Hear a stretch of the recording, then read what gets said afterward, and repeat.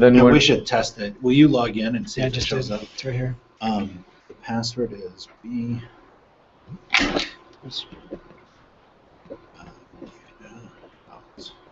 You got to remember to not capitalize when you don't need to. And is there a way to go to mute or to mute other participants, or nobody else can talk? Oh, this is can? a broadcast. Okay. No one else can talk. He can watch chat, and you can see, or you can see messages come in there, but nobody can talk to you. So the best you can do is I would leave this up. See, you got it. It's showing. I would look for messages right there, comments, and I can see them too because they'll come to my phone. Oh, but basically, you just look for comments. No one can speak back to you right now. It's not a hangout. It's a hangout on air. Okay. So it's a broadcast. Okay, so they're really just watching, and then they're going to comment through, so I can tell them, hey, do they know that already, or do I need to explain to them? So my guess is you're probably broadcasting right now. Yeah, I am. Yeah, you are. So people can probably hear us. I'm sure. If anybody's there, they can hear us, but we can't hear them. If you want to mute, you can if you open it back up. Oh, sure. And right here, there's a, where'd it go? Right there. Okay. Beautiful. So those of you if anybody is actually online right now, you can tell we're just figuring this out. And you'll see your viewers. Okay. 0 viewers. Oh, very good, very good. Yeah. Well, I wish that this thing would not. Should I just? You can share one screen. You can if you go back to the green. Uh-huh. And like I said, it'll flip the video in a second. Go ahead, click on it. And now click on it again. You can share anything that's inside here. But if you switch to another window, you're going to have to share it again. So there's your Sologic login and your other stuff. I get it. And so for right here, though, I'm going to want to make sure that I keep that minimized. You want to keep that minimized. So I would pull up your PowerPoint or whatever's up there, and it should share whatever's up there. Got it. And Brad, you should monitor that from time to time, but keep in mind you have a delay on yours. Yeah. Now the internet here is really good, so you don't probably have that much of a delay. When we're at the Leonardo, we can have up to a 5-minute delay or more. Sometimes. You can see the delay right there. Yeah, you'll have a delay, no question whatsoever. You'll have a delay. Because it is broadcasting and recording kind of at the same time. Is it going to be recording it It too? will record it automatically, yes. It'll. As a matter of fact, you can watch this on YouTube right now if you want. You don't even have to go to the Google Hangout. Really? Yeah. You know. It's very useful. Who's going to go in there and edit out all this stuff? This stuff at the beginning? We haven't been editing at all. Oh, goodness. Make sure you don't send something up that's not supposed to be seen, like a password or something. Oh, yeah. We had that happen as well, and we had to delete the recording. Okay. And I will leave these in case. So I need to make sure that I'm not on mute right now. No, I don't think I am. Yeah, it'd be great, Brad, if you can hear him. I'm trying to get this headphone set working here, but. And I'll leave you with some more of these too. In case you guys know. Let's see what we got going on here. And then just let me know when you're done today, and I'll come and pick these up. Like I said, I'm just across the street, so not a problem at all. Well, thanks for coming over. Yeah, I'll probably jump in and try to watch here and there too. I've just got a lot of fires right now. I hear you. So, I really want to be here and watch, but yeah, I've got too many things going on. So I will, if you need me, you have my cell phone number. I think is this at 578-0048? Yes. Okay. Yeah, just No, write it down. 574-0048. 574 Yeah. 0048. Where'd you get 578? Nick just gave it to me just now. Don't listen to him. Yeah, no, 574. So Brad, can you hear through your speakers? It's not. I haven't got my thing on here yet. I'm just trying to connect the Yeah, two. make sure you can hear. I'll check when I get back too. Yeah. But if you're getting green lights, that usually indicates that you can hear. Very good. Okay. All right. Thanks, Pat. Thanks, Pat. So we have 0 right now. I actually can't tell. How did he know? He would look right here. One viewer, and that would be Brad. That's my guess. Oh, we don't have a bunch of people today, huh? We don't have our expert here either yet.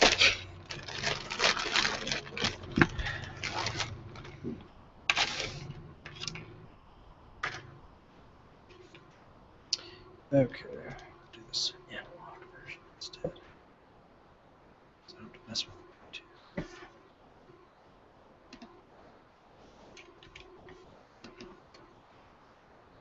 There is quite a delay.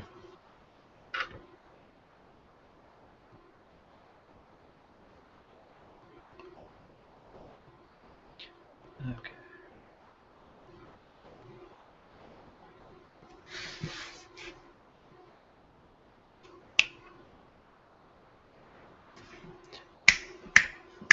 Yeah, it's delayed. I just said we don't have an expert here either yet. Because it's recorded. Actually, do you know how to mute yours? Never mind, that's okay. It's minus right here now. Okay. So it'll pick up everybody in the room. Yeah, so it's quite a bit of a delay. You just said there's a delay. It'll be like that, I'm sure. It actually might be less confusing for you to just not put your headphones on. Yeah, it's just more just to test the sound. So. Yeah. Now, can you see how many people are in?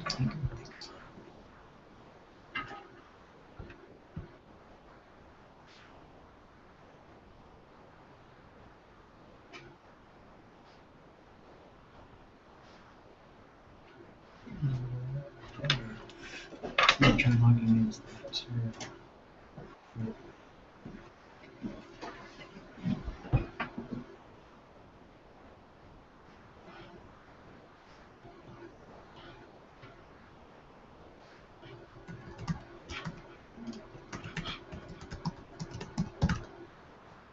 Oops.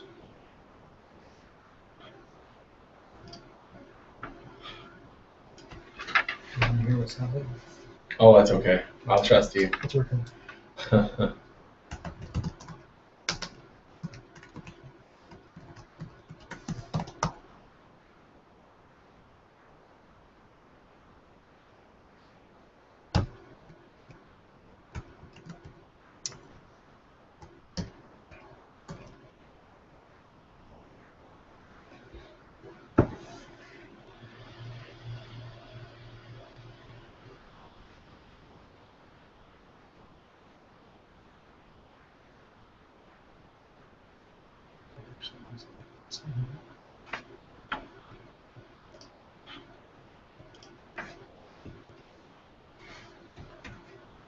7 people watched.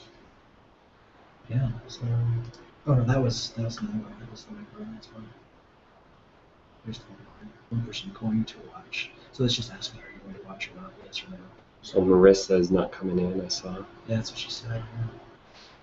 So it's okay. So if I'm in on this one, I don't know that I can see the control.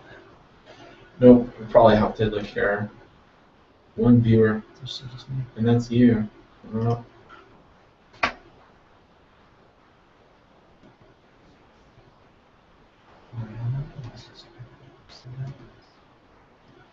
well, yeah, we should wait. Otherwise, we'll be going through the paper with a ruler, which is fine. You know, we can do that, but This place isn't too hard, right? You guys found it easy enough. On the phone from here. just drop right here. Yeah. So I don't know. Dr. White knows. Check its records, phone number.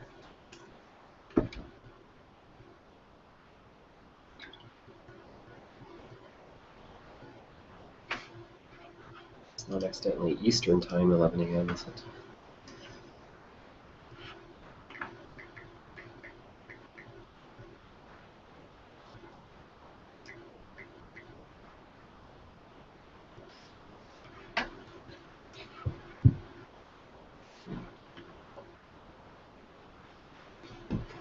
Hey! Good to see you. Hey, I love your signs. Yeah, good, okay. How are you? I'm Greg. Mike. Nice to meet you, Greg. This is Mike Chin, our excellent project manager. Oh, You put the nice. face with him. Have And Brian Hughes here. I'm just trying to. a seat. Anyway.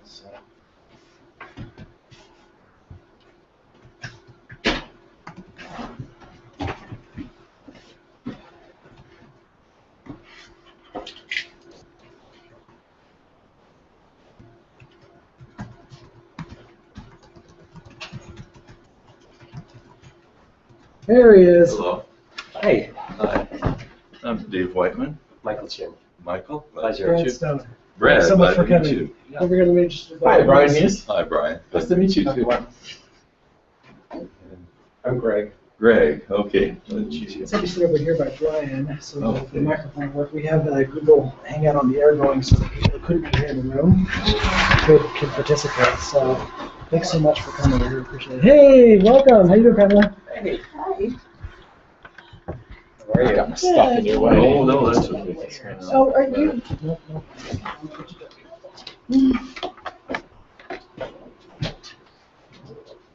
Have your paper here all marked up. Oh.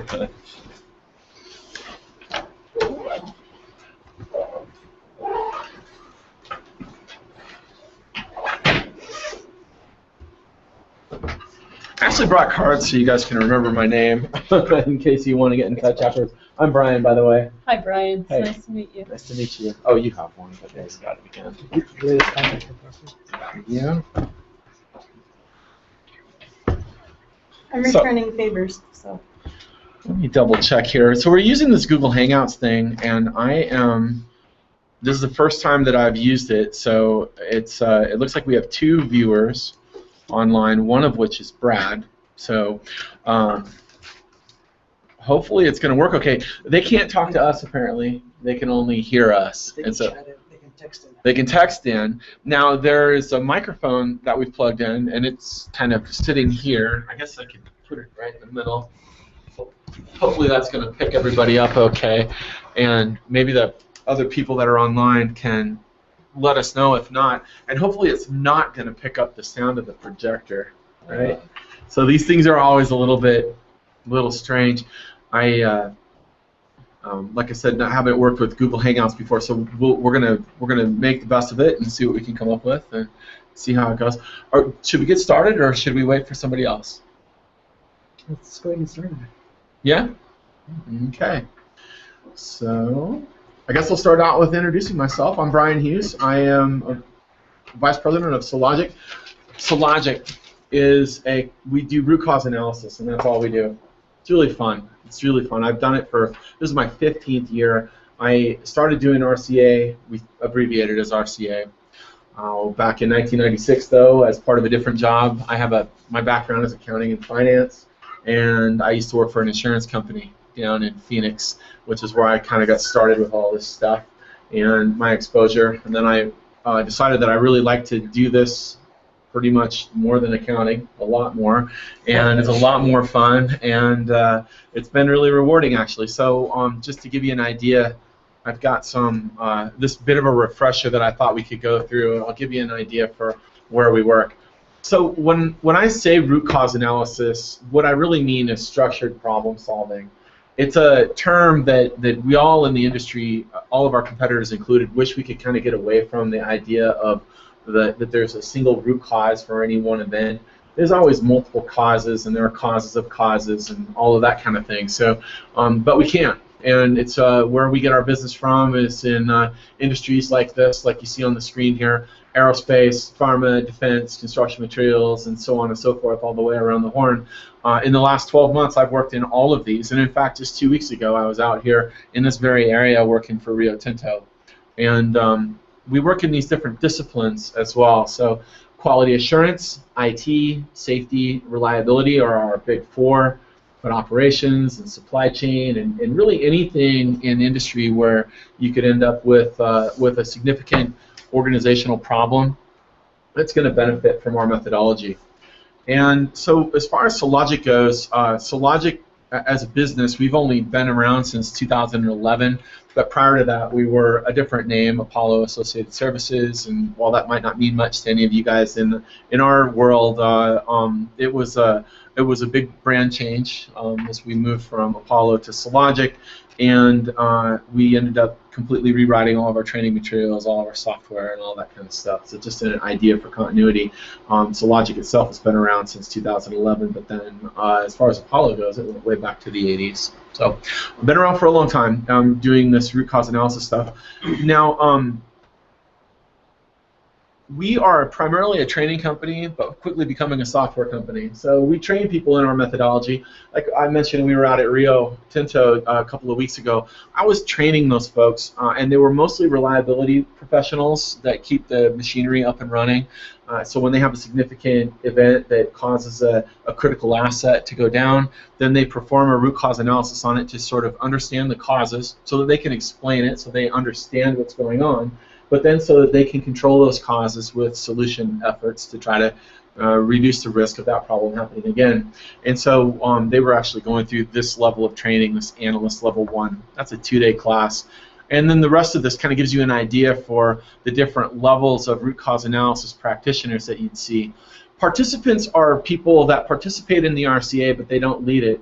They are the subject matter experts. So oftentimes the facilitator, which is the role that I'm playing today and that I almost always play when I'm leading these investigations, that facilitator is not a subject matter expert in whatever it is that you're investigating. So for instance, this is the most I've ever known about climatology or climate change and climate this or climate that, all these variables and all this stuff. I mean, it was so obviously my primary function is not as a subject matter expert in the subject that we're going to be discussing today. I'm also not a reliability professional or a quality management person or a safety person. So the participants, though, what I do is I apply the process to the information in the group of people and keep them focused on solving the problem. And oftentimes you have participants from a lot of different areas. You want a diverse perspective to bring to bear on the problem, so that you're getting causes from diverse sources. And then it's my job as the facilitator to manage all of those viewpoints and to get people, keep them on track, keep them moving through the process, so that we can develop that understanding and then come up with those solutions. And that's pretty much it. And these are different levels of that. So master facilitator or lead investigator are just varying degrees. So the goal of root cause analysis is twofold.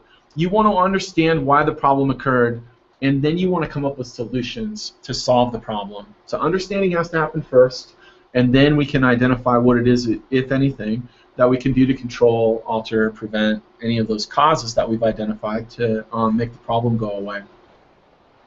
So I'll run down some benefits here so you get an idea for why would somebody do something like this, and why would we take the effort to go through this and use this formal methodology. The first thing that we want to do is create a thorough understanding of what happened or what is happening. So just last Friday, I was doing a root cause analysis. I've been leading several RCAs for a utility in Pennsylvania for their IT department, and they had an issue that came up that was actually fairly complex. Where they lost power to a certain server rack, and it caused certain applications to go down and servers to lose power, databases to become potentially corrupt, and all kinds of stuff like that.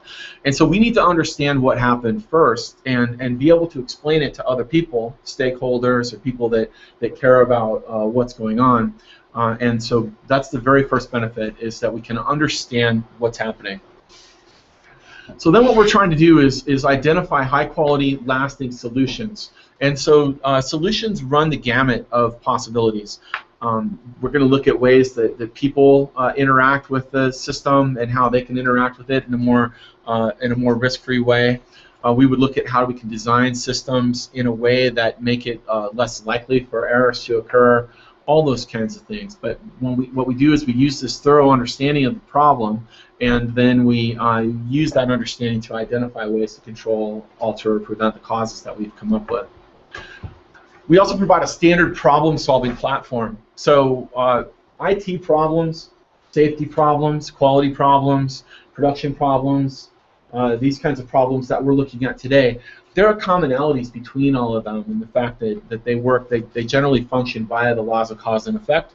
And with our model, what we've tried to do is create a model for cause and effect such that you can put any kind of problem in the front end of it, and then it spits out that understanding and those solutions out the back end.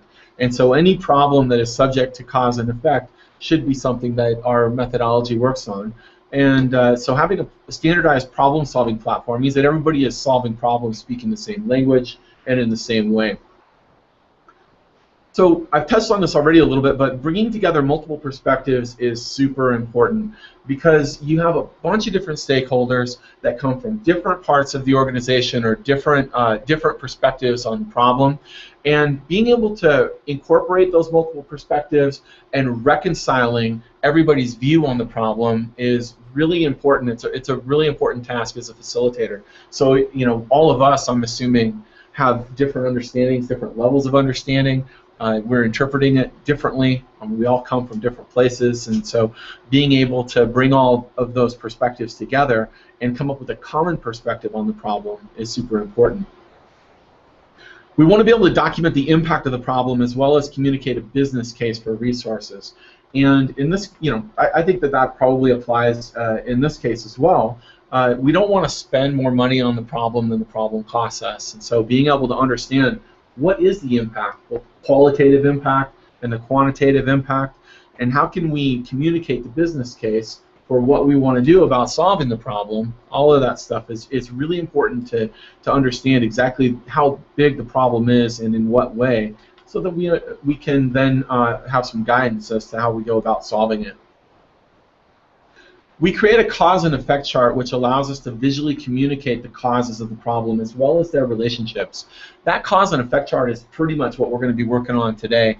And as we start out with the problem and then break it down into its causes, what you'll see is a picture of cause and effect relationships. And it is very useful because you can see what causes work with other causes in order to create effects and the causes of the causes and so on and so forth.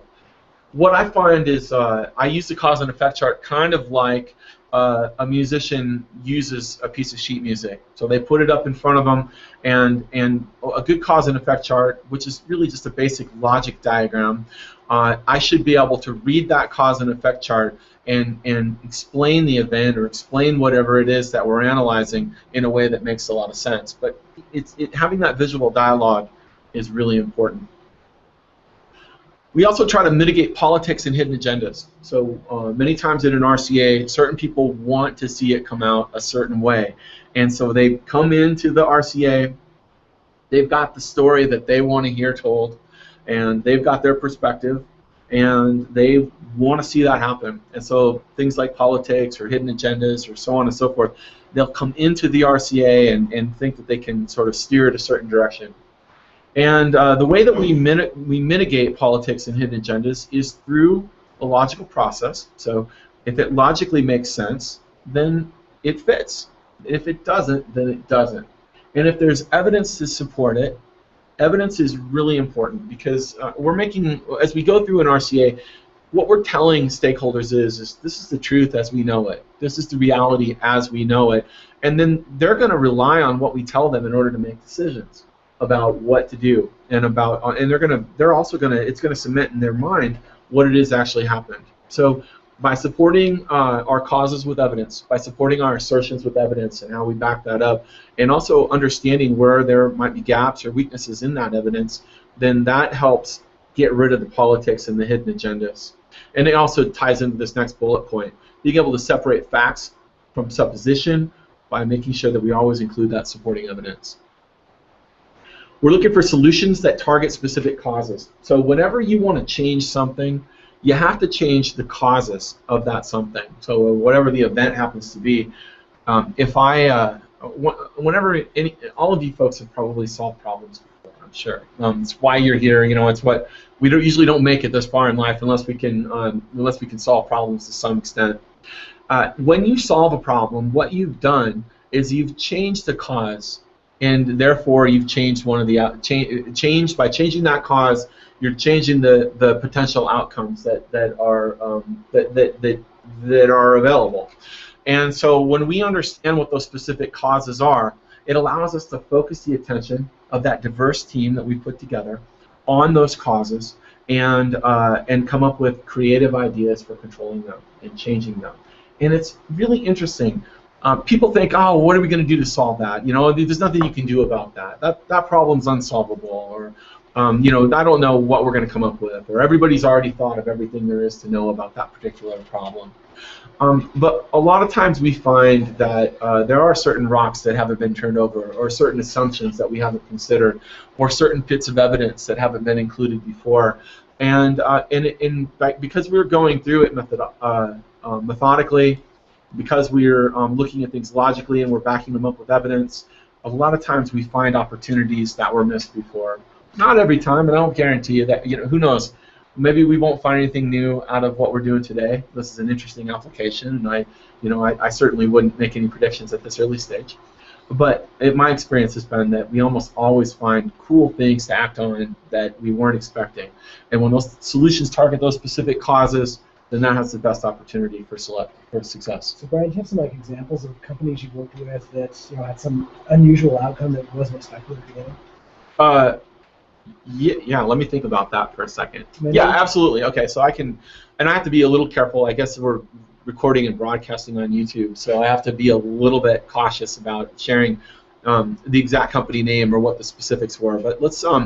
I did some work last fall on a large furnace, and so I don't think we really need to know much more about the fact that it gets hot inside there, and inside the furnace they protect the walls of the furnace with insulating fire brick.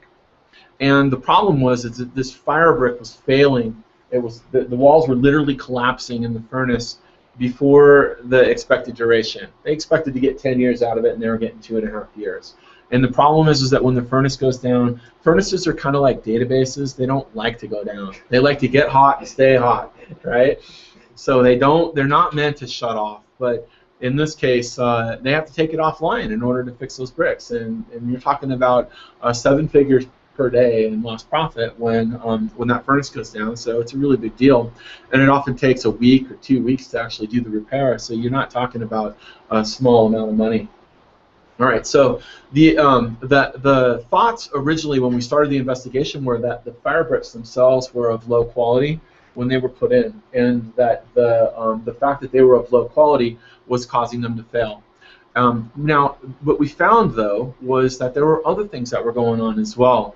There were certain ways, the way in which these bricks are anchored to the outer wall of the furnace. The anchors themselves were of a different specification that was causing the end of the anchor to actually be closer to the hot face of the brick, what they call the hot face, or the furnace facing part, which was causing those anchors, even though they had been specified to be a much more durable material than the original anchors before, than the original specification. The fact that they were closer to the hot face was causing them to fail earlier. Plus the fact that they would cycle this furnace on and off multiple times throughout the year. Those startup, shutdown, nothing that gets hot likes that. When you have those kinds of changes, especially when you're dealing with hard things like bricks and anchors and all that kind of stuff, whenever it gets hot and cools down, it causes micro cracks or micro fissures to form, and then that is a compounding effect that starts to become, as those cracks start to join, then it becomes exponentially more impactful until it actually fails. And so all of those things, operating rates, the availability of feedstock for the furnace, all those kinds of things were things that were being totally discounted because everybody really wanted the story to be that the bricks were of low quality. They just really, they had set it in their minds that it was the brick supplier, and the thing is that they weren't wrong. They weren't. The bricks were on the low end of the quality spectrum. It's true, and they were definitely contributing to that. It was definitely a contributor, but it wasn't the only thing that was going on. And so what they got out of the root cause analysis was not only how can we make sure that we only get higher quality bricks in the future. It was a very geographically diverse location, remote. So it was difficult. There was a difficult lead time. They couldn't just order a new round of bricks without a huge turnaround time. They were talking about 6 to 8 weeks. And so, knowing that where they are, how can they help to ensure that they were going to get higher quality materials, but not only the bricks, but also the specification, how they're operating the furnace, their operating paradigms for the furnace, all that kind of stuff it just brought a richness to their understanding of what the real problem was. And also, I think it brought a real understanding of the fact that nothing has a single root cause. There is no single root cause or no single cause that rules all others. Things always work in combination with one another. And that's been one of the coolest aspects. I love what I do, and because it gives me an opportunity to learn about how all this stuff works. And one of the key commonalities between every problem is that there are multiple things coming together to create effects. And that's the key takeaway. We're not looking for a silver bullet. This is way too complex. I mean, this is far and away the most complex problem that I think I've ever. There's a lot of factors that are going on here, right? And so knowing that these things are happening in conjunction with one another and being able to think in parallel, I think that's the biggest thing. Whenever you have an aha moment inside any of these root cause analyses, it's always somebody who was putting all their money basically on one number and expecting that number to come up, and then realizing that it's, wait a minute, there are a lot of different things that are going on here that we could control. And almost any RCA that I can bring up, whether it's defense industry or I do a lot of work for Boeing or for for commercial aerospace, chemicals, process industry, and all that kind of stuff. The aha moment always hinges around the fact that there are multiple causes coming together to create effects, and then what that really does is it broadens the richness of your understanding, and it really helps you identify a range of solutions. And so this, I mentioned, my background is accounting and finance. One of the key things that we learned in finance about managing risk is diversification. And everybody probably knows this a little bit if you have a 401k or an IRA or some kind of investment account where you probably don't have all of your retirement into a single stock or a single financial asset. It's probably spread out. And even if you just buy one share, like one share of a mutual fund, it's going to have instantly built-in diversification into that fund. And we bring that concept into root cause analysis. When you know that multiple causes are coming together to create effects, then you also have, when you really see that, when it becomes clear, then you realize that you can control multiple causes and you can spread or diversify your solution efforts around on those multiple causes, and you can really focus on the things that you can control. And a lot of times they're not what you thought they were. And so hopefully that sort of sheds some light on some, I don't know, aha moments. You always have to be able to clearly communicate your findings to a larger audience so that everybody can, speak the same language with respect to the problem. And one of the things, okay, so I was working for a defense contractor a few years ago, and it was a complex system, a battlefield information system with lots of moving parts, and they were having an issue with one of the parts in that they couldn't test it because they were having an issue while they were starting it up. There was a line of code that was off, and this line of code, it wouldn't actually manifest unless they were starting the system and bypassing the overall the complete reboot, which would take 20 minutes. They could actually start individual parts of this system with a computer so that they could just test individual parts without having to wait through the whole reboot. And everybody was so focused on that software-related issue that they were missing the broader perspective that what it was really leading to was a delay in the project itself. And so there had been a lot of work done on the problem, a lot of analysis, a lot of investigation, and there was an engineer on the team that was pretty upset with the fact that we were doing an RCA because he thought, well, his statement was, I don't know why we're doing this. It's a big waste of time. I've already done all the work. It's all right here. And he literally pointed to a stack of papers that was about 4 inches thick or 5 inches thick. He's like, it's all right here. All you have to do, everything is right there. And the thing is that it was all there. But none of those people were able to consume that in the way that he was able to. He had such an in-depth level of expertise and so it was so intimately familiar with the problem and all of its diverse causes the problem was he wasn't really able to explain it to the broader audience of stakeholders. And so the chart itself, even though it is, I mean, I'll be interested to hear what you think of it. It doesn't necessarily as detailed as that stack of papers that he had sitting next to him. but it is a way of telling the story and being able to communicate to a larger audience that what's going on in all the different aspects. So, and ultimately, what we're looking for are broader systemic opportunities for improvement. So, there are the obvious solutions that people come up with, but then when you're really trying to reduce risk, what you want to get at are some of the sort of systemic underlying issues. And by a systemic issue, I mean something that's part of the overall system that we're looking at that's actually generating this particular risk factor. So it doesn't guarantee that it's going to come up in the future, but it makes it more likely. And when we're identifying those systemic risk factors and eliminating those, then we really have the best shot at eliminating recurrence. Okay? So I wanted to go through a few of those benefits. Here were some examples. I threw these in there just as this really wouldn't be a lot of fun for these people, but it's kind of a crazy headline. But pedestrian hit by flying buzzsaw in Midtown Manhattan. This is exactly the kind of thing that we would get called in to investigate, right? But I like this example too. This is my car. This is my real life problem, and you can see the issue, right? And I love this so much that I had to get my iPhone out and start documenting it. But I'm not kidding. I came out to this 3 days in a row. All right. So when I look at what the solution for this problem, I get the sponge out and I wash the stuff off my car, and problem solved. But when I take it back a notch and I think, well, wait a second, why 3 days in a row? Now I'm seeing a trend. And so I literally step back from the car, and I'm like, wait a minute, I think I know what's going on here. I think the bird, and so you get a little more information. You ask, and the analogy here is that people spend a lot of time fixing symptoms without really looking at the cause, or taking a deeper look at the cause. And so then I could actually take this a step further. Of course, I'm probably not going to be shooting any birds. I'm probably moving the ladder might be a little better of a solution.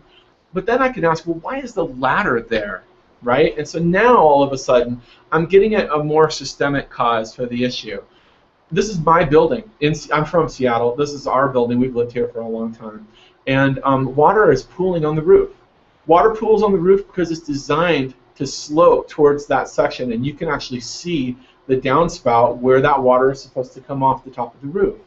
But when you get up there, and I got up there and looked at it, what's going on here is there's about a 2-inch lip between the roof, the bottom of the roof, and where that water has to go up and over in order to get down the downspout. And so being in Seattle, there's a perpetual lake on the roof. It's not a problem until algae that grows in the lake, I'm calling it a lake, it's more like a pond, right? So algae, when you get, and I don't know all the scientific explanation, the biological explanation for what's going on here, but I can see it. The algae is growing on the roof, and there are a lot of cracks that form in the tar of the roof, and I'm guessing that the algae interacting with the roof is causing the roof to fail. And the roof itself, actually, because we're on the top floor here, we had to go away for 2 weeks one year because our ceiling fell in because the water came through the puddle, and it came through the ceiling, and they had to come in and replace the whole thing. And so how is it that I am now talking about a systemic problem of water pooling on the roof, which is really an inherent design flaw in the building, as well as maintenance practices of the landlord and the owner of the asset, which is in this case the building? That is really a lot more systemic than where I started, which was the mess on my car. And I mean, it is exactly what we see in industry, that people get so, they become so familiarized with fixing their daily problems, cleaning the stuff off the car. That's just what I do. They become normalized to that deviance. That if they just take a step, if they look at it a little further, maybe they'll move the ladder and reduce the risk of that happening. Maybe if they look at it a little further, they can really open up a really cool opportunity that's a lot bigger problem than just dealing with the mess on the car, right? So it kind of gives you an idea for perspective. When we start peeling back layers of the onion, then it's really interesting what we find. So some things that we notice. I'll just quickly go through these because I want to make sure that we get an opportunity to get going on the analysis. But every single person has a limited perspective. There's no, at least in every person that I know, we have we don't have this infinite, omnipotent knowledge of all the different ins and outs of all these different complex scenarios that we face. And so I know that, but a lot of times the people on the team don't know that. And I mean, I also have to manage my own limited perspective. I mean, this is definitely, I am subject to this as well. But a lot of times people think that they know all there is to know about the problem, and that's really not the case. There's always, that's why we look for a diverse team to focus on problems, so that you have, even as somebody who doesn't really have any knowledge about the specific issue, just listening to the process of solving the problem can actually provide really nice insight that other people aren't thinking of. People tend to jump to conclusions and jump to solutions based on their limited perspective. And so I've often got to manage that. In the example that I shared a minute ago about the fire bricks is a case in point. There's often a focus on rules and behaviors, or the human aspect of problems. And most of us don't have a formal problem-solving background. Most of us don't go through a formal root cause analysis process or any kind of structured problem-solving. We don't gain those kinds of skills in college or even in, I mean, it's really about the same level of complexity as junior high school level algebra. It's not that difficult, but we don't learn how to do it. And so in the absence of a formal problem-solving methodology, we just figure it out as we go. And so all of us end up usually with a little different method of solving problems. And it doesn't mean that there aren't aspects that aren't effective. But it probably means that there's some things in there that are, you just benefit when you have a single structured problem-solving method.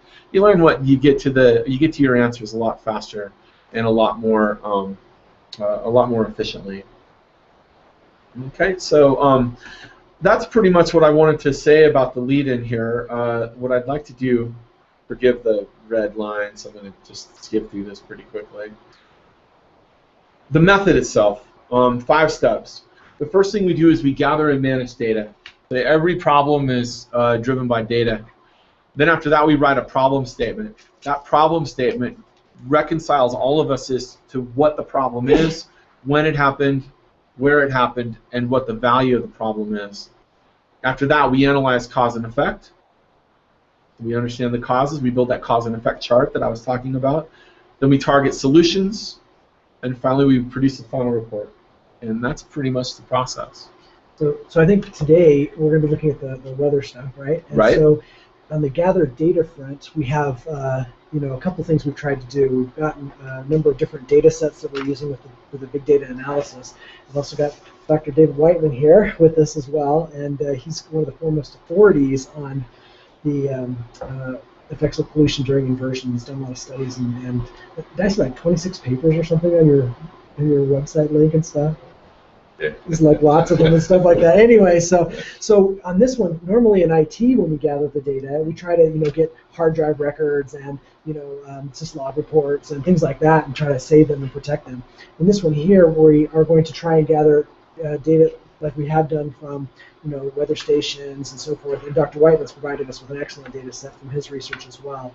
And then with that, use our expert knowledge that's in his head and try to get that captured in the report. So. Yeah, I was really excited when you asked me to be a part of it. So we'll just, what I was thinking that I'd like to talk about the problem statement and then cause and effect, and probably hold off on the solution step, and we'll just kind of see how it goes. I know that different people have different amounts of time that they want to be here or that they're able to be here. But in looking at what the problem is, I think one of the key things that we want to do is make sure that everybody understands, why are we even looking at this? Why is this important to look at it? And then what is the impact of that problem and that sort of thing? And then looking at the causes. This paper, I don't know if all of you had a chance to read it, but I've read it a couple of times now. It explains a lot about the causes and the effects of what's going on. And so a lot of the hard work has obviously been done. But this, I think, the RCA, what you'll see is that just to see what's contained in this paper represented in a little different way. But then, I'm still not exactly sure. So as far as big data goes, now what's the big data aspect of this? Maybe we can talk about that for a second. Okay. So for those that may not be familiar with big data. It is a way of throwing technology at huge amounts of data sets so that you can get analysis done in relatively quick amount of time.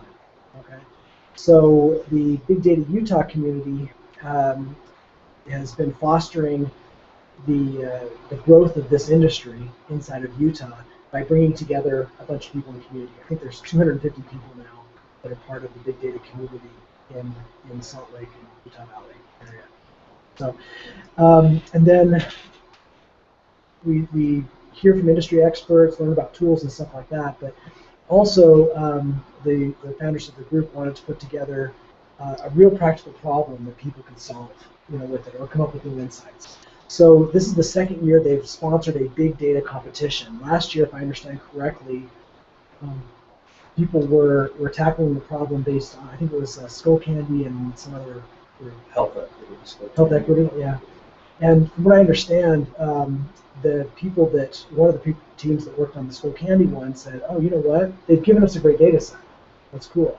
But we're going to go out and we're going to cull all the comments on Twitter and Amazon and other places like that, just get all this data back.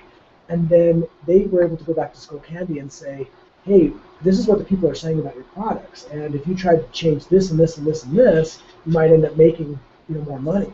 And they were kind of blown away on the research. You could kind of target in on particular demographics based on what the Twitter feeds were. Dr. Webben, you know what skull candy is? No, I don't. Okay. Headphones. Oh, People's headphones. okay. They're high quality headphones, but also kind of a brand thing. Okay, So sure. like basketball shoes or something like that. And another problem too that we had a presentation on just a few days ago was a person in the health industry was looking at the charge codes. They call them. Well, it was based around the health savings accounts. Oh, okay. It's a relatively new thing, and the health savings account company, Health Equity, was saying, how in the world can we document and help our customers know how much money they actually need in their health savings account? And so that's where this evaluation presentation was about. They focused in on some of the codes and some of the items,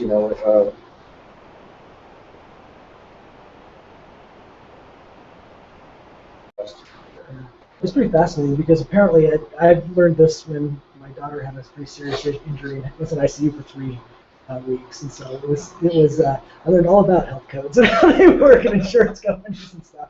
So Yeah, you learned that explanation of benefits is no such thing. Actually, I'm really glad I had a good insurance company because there was a lot of money by the end of it. Anyway, but apparently every procedure that's done by a doctor or in the health industry has a code associated with it. That's what they charge the insurance companies, and there's certain contracts that the insurance companies have with them about what they can pay and stuff. And so what this presentation did, I thought was fascinating, is that they would look at the code and say, if you went into a doctor and they said, okay, we need you to do these procedures with me, then they could say, okay, based on our vast amounts of data that we have on the usage of these codes, then here's what's likely going to happen in the next year on other codes that are likely to follow-up codes or other likely surgeries that might have to happen or things like that. So, if you're going in for this type of a procedure, you may see the $300 procedure here, but you may be getting into $10,000 worth of stuff by the time you're done with it, which I thought was really fascinating research. So was it accurate? Did they go back and check it to see if it was predicted? Yeah, I believe you said you did that. That once they had the theories, then they would run. Yeah, what they would do is they'll take like 20% of the data, Yeah. a big data set, they'll take 20% and throw it away, and they'll build models, and then they'll test it against that 20% to see if they were actually able to predict it. So when you say a big data set, then what do you mean by that? Like, what is a big data set? Do you want me to explain some? Yeah. Okay, so data is anything. It can be text, it can be books, it can be streams from sensors. And it comes in, and you take a look at it and see what its nature is. Import it into a format that you can then run programs against to cross-reference. So you know what is available in each set. And this is something that hasn't been able to be done until really now.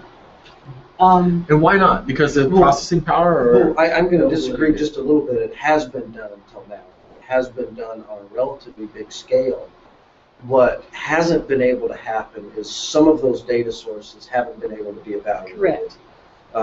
You know, some pictures, some books, some Right. Twitter feeds, that kind of stuff has always historically been hard to digest by a traditional database. And why is that?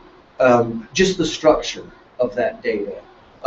You look at Twitter feeds, you might want to search through the whole Twitter feed for a particular word. Okay. That Skull Candy competition, they focused in on a word that I don't want to say over that's being recorded. But they had a word. But yes, and they Uh-huh. talked about the different ways that that word was used, and so they were able to search through just that word and get context based around that word, based on some language. And so, did they have to write specific algorithms to come up with that, or how did There they are do that? specific algorithms written, Yeah. and so this particular problem is the variety problem of big data. You have a whole bunch of different items, and there's algorithms written now that can handle that. The traditional data that we would digest actually gets digested very well in a database platform, and you're able to do quite a lot of variety with that. As long as you can fit it in a structured database, you can do the same evaluation on it. The big data, what the big data has come to the table with, traditional databases tend to choke and break down at about the 25 terabyte level. Why? Because too much. Just too much. Top heavy. Traditional databases are, you know, single server type databases, and there's just so much data that it's hard for that processor to process. What's the point of diminishing returns? Right. Well, Hard to there's move the data off the part disk of it- fast enough and write it back fast Yeah. enough. Right, and so Even that's if the it's second part of big data is the size. So you've got the variety that you were talking about, the size, and so basically most of this was built out of Google white paper Yeah. that they released in 2004. And then you've got the emergence of the NoSQL, so you're not stuck having to put the data in a table structure Also to anymore. say, Yeah, so that's the first part. Is And- Why is that? I've always okay. So I understand that I can put together like an access database, you know, with your tables and the relations and all that stuff. But you don't have to do that anymore. I'm an applied anthropologist, and what I look at this actually occurring is, for the first time in a long time, we're actually starting to structure our data the way our brains work. So we have the logic system that we have been plugging away on for a long time. Get the data in, store it, pull it back in, process it, save it again in its transferred form. Now we've got clusters and things like that we can actually leverage parallel processing. So it's more like the right brain structure. And then push that program out to where the data resides, let it process, take the summary back, and form the logic. So we're not limited like we were before. So the structure of the tables and relational tables and all that was pretty limiting. At first, it was a nice way to order it, but then it kind of collapses on itself. Well, it's still used. Yeah. When you pull that data out, you're putting it into a structured form. Oh. But you don't And structure the term NoSQL doesn't mean no SQL, it means not only SQL. And so you're pulling that structured data along with more of an unstructured data together.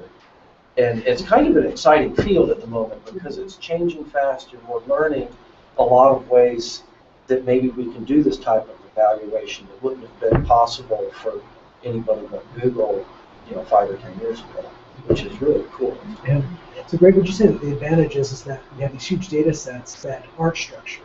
We can store them all in a place where we can talk to them and then as needed put the structure on top. Right. Yes. So you can overlay the structure and using the same common data pool based on what the outcome you want is.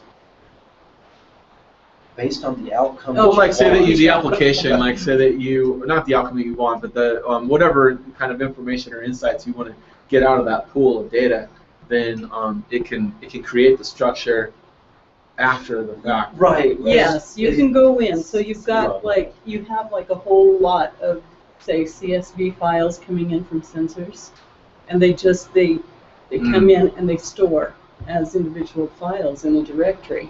You can go in and push your program out to that node and have it say, okay, for each of these files, this is the field I want. These are the fields I want in relationship to this question I'm asking. And it can do that to several different sets of data all at the same time. Without having to pull them into a common table and say, oh, these fields are all normalized. So you load the data, then write the schema versus write the schema, which is traditional relational. Right. Yes. Interesting. And for me, I'm in the healthcare industry, and we'd actually have a corporate data warehouse that has one place that petabytes worth of data, all relational, but we have many terabytes of doctor notes, very unstructured. And so when our researchers are doing analysis, we'll pull the data from the structured environment, and we'll pull the data from the unstructured environment, bring it together, and then we add an analytical tool on that, so the researchers can do their studies. And we'll use that to do environment with the speed. So Is this what IBM is trying to do with Watson? yeah, we actually use one. Oh, really? Yeah. Okay. Yeah. And then you can have like natural language processing tools where it makes the ability to just do query searches, just when you things. And you trust it? It's working? Yeah, absolutely. Okay. Some of the results, it's faster. We've seen results where it's taken a good couple of years for a study results to come out, and we can bring in the unstructured data and find greater correlation with the unstructured and the structured data than we've had for years, but they've never paid attention to all the doctor notes. It's very effective. Yeah. So you have to be able to read them first, right? Right. Wow. Well, it's interesting. Well, okay. So on the weather part here, what we're trying to understand is how can we apply this problem to the these inversions that happen with the pollution that gets concentrated with it.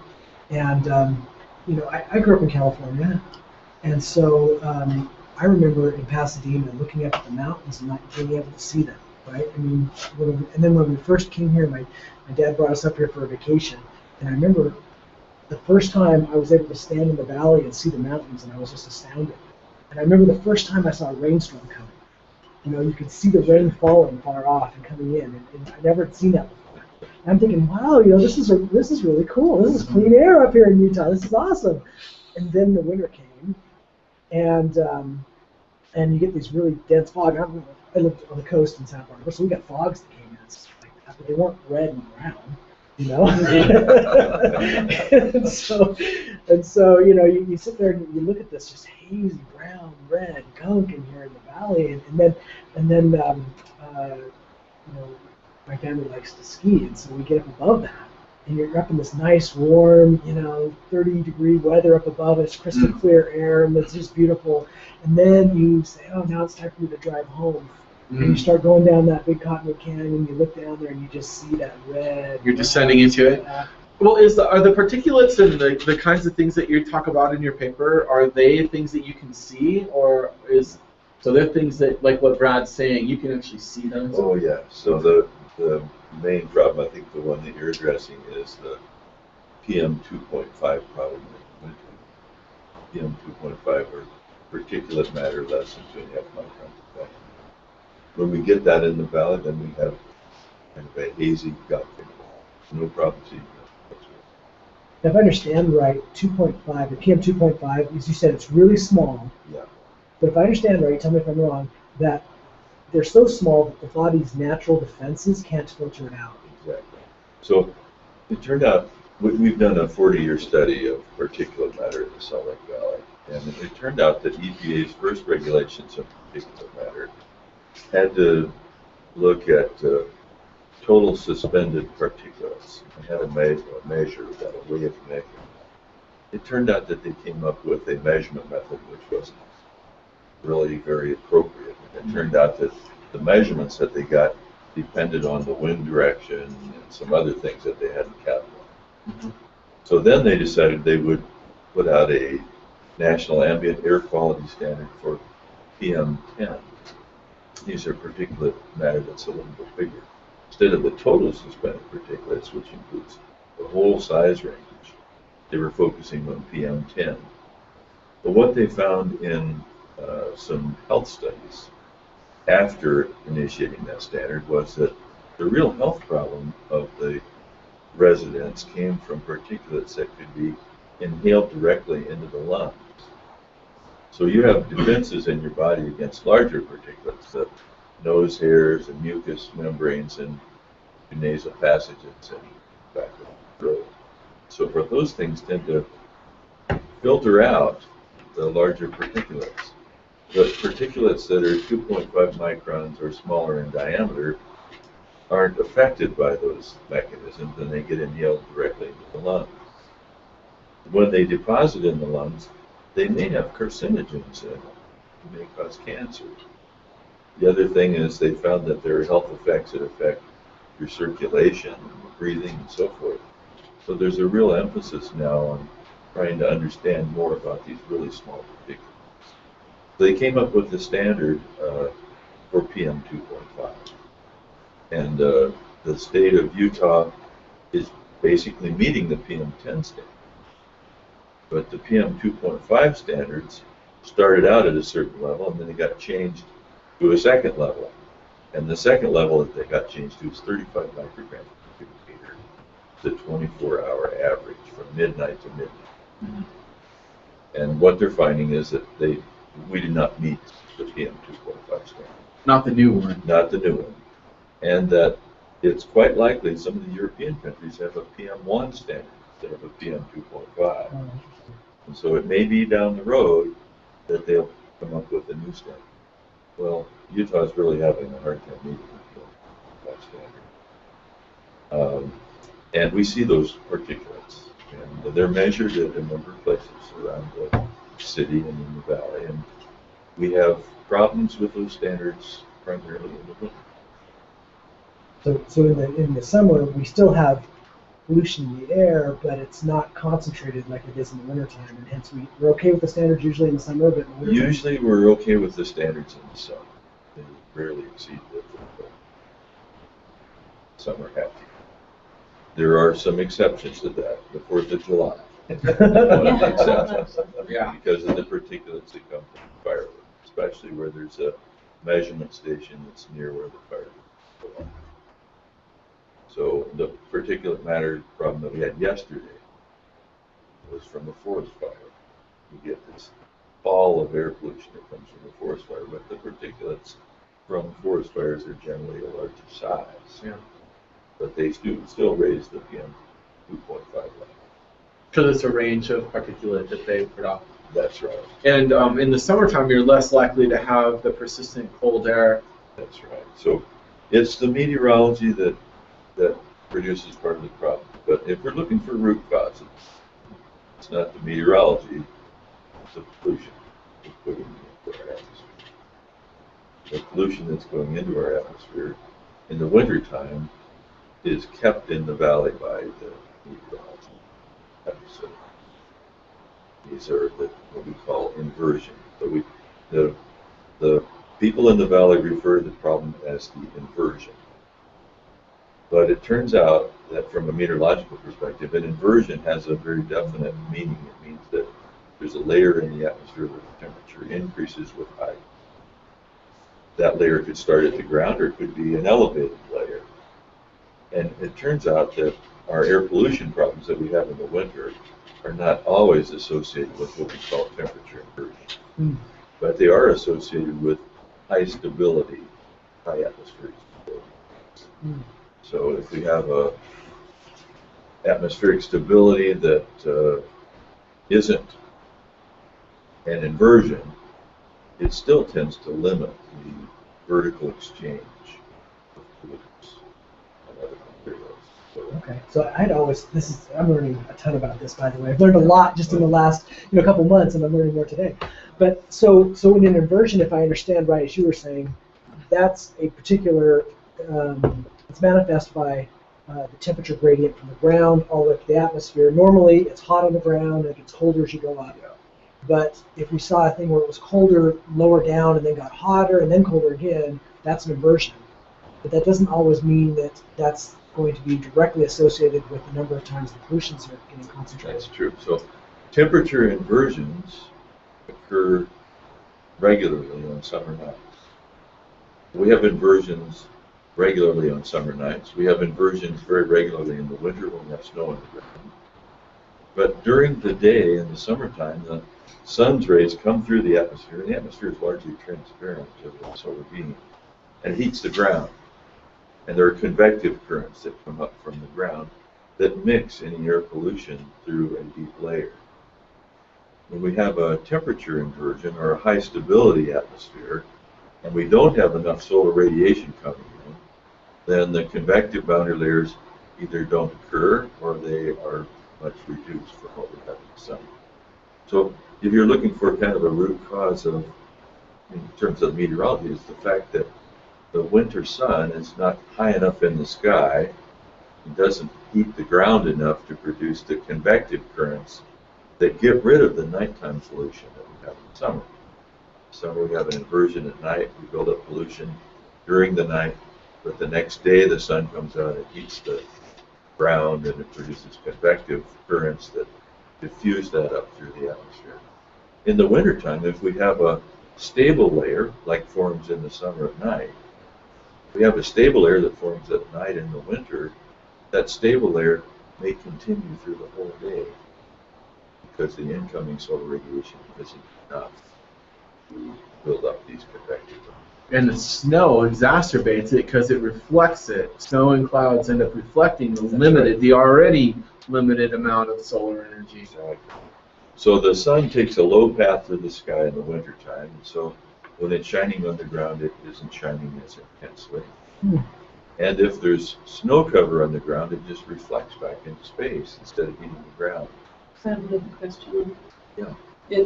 And it's related to what you're saying, so reflective, but also the sun, the limited sun that's coming in, once it gets to a certain density of particulates per, whatever, all of a sudden that starts acting almost like a snow layer, and it starts reflecting. Exactly. You can get some reflection off the aerosol layer that we have, but more than that, when we talk about aerosols, we talk about clouds, because they're aerosols too. If we have a low cloud in the valley, the sun is not going to be able to penetrate to the ground and reflect back off the tops of the clouds. So there's snow and there's clouds that produce the problem, but it's also just that the sun is not giving us enough radiation. Okay. And all of that creates a lack of convective current. Right. And if you have a lack of convective current, then that is going, and an increase or a source of pollutants, that are a continuing source of pollutants, no convective layer, or no convective current, then that's going to keep everything in the bowl of the valley. So when you have a temperature inversion where temperature increases with height, and usually our problem here in the winter is that this temperature inversion starts at the ground. It's not so much an elevated temperature inversion, but a ground-based temperature. That if you take a parcel of air out of that temperature inversion and you try to move it vertically, that thermodynamically the air parcel that you take out of that inversion will cool. And as you lift it, then it gets colder than the air at the same level that's already there. And so the parcel wants to go back where it was. So when you have a temperature inversion, you can't get a good vertical exchange. You cannot move parcels out of it very well vertically, or even down in the atmosphere. So the stability basically keeps vertical exchanges from happening very well in the atmosphere. So when we put the pollution into the temperature inversion, it tends to want to stay at its level of buoyancy equilibrium and not leave the valley. That's cool. I've seen that. I've seen that when a pollutant is being released in an already inverted situation. It just comes right and it collects right there around the stack and it does not move. You start your car and you've got the cloud right there. Leave it behind you. Yeah. So Brian, I know you're going to help us take this conversation and put it into a diagram. That's Do you want to right. explain how this works here? So what I'm doing here is I'm listening. The way that it is a little backwards. I haven't explained how this works at all, but a cause and effect chart is just a logic diagram that's tipped on its side. By a logic diagram, the way that I would read this, I start out with a problem, and the problem that I sort of, and this is all sort of straw man at this point, so you guys are all welcome to disagree or edit or whatever you want at this point, but it sounds like the problem that you're addressing is PM 2.5 related healthcare problems. That's the thing that you're talking about, like the end result. PM 2.5 is not a problem unless it's a problem for us, is it? Is it a problem for other things? Well, it has visibility issues. It has problems with landing at the airport. It has problems with transportation in the Salt Lake Valley. It has health effects. So when we get these temperature inversions, oftentimes we'll get fog. And the fog may cause problems with the landing pattern in the Salt Lake Airport. And the fog could produce a kind of, you can get drizzle, light drizzle out of these clouds that form and stay in the colder pools. And this produces transportation problems. We get freezing rain and freezing drizzle on the roads.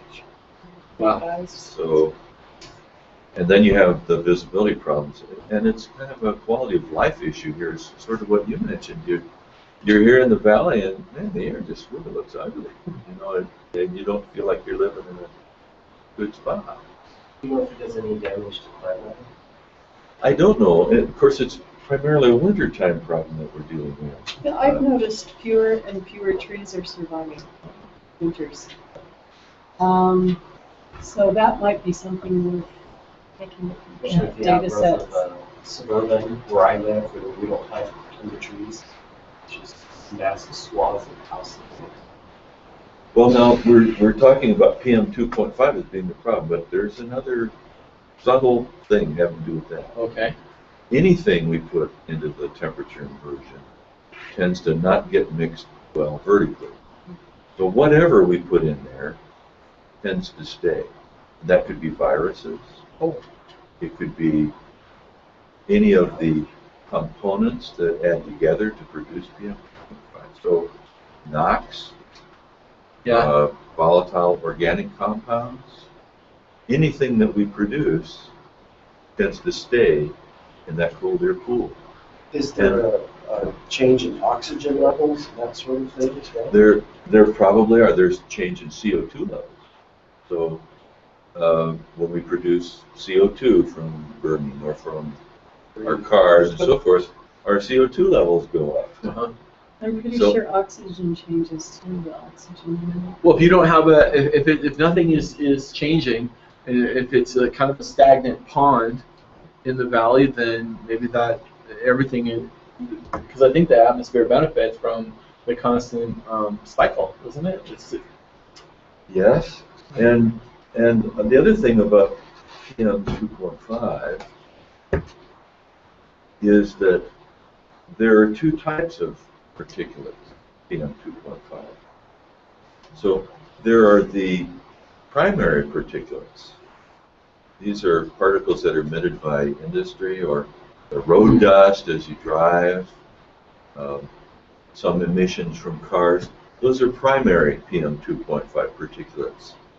But there are reactions, chemical reactions, that go on in the atmosphere that use as precursors gases.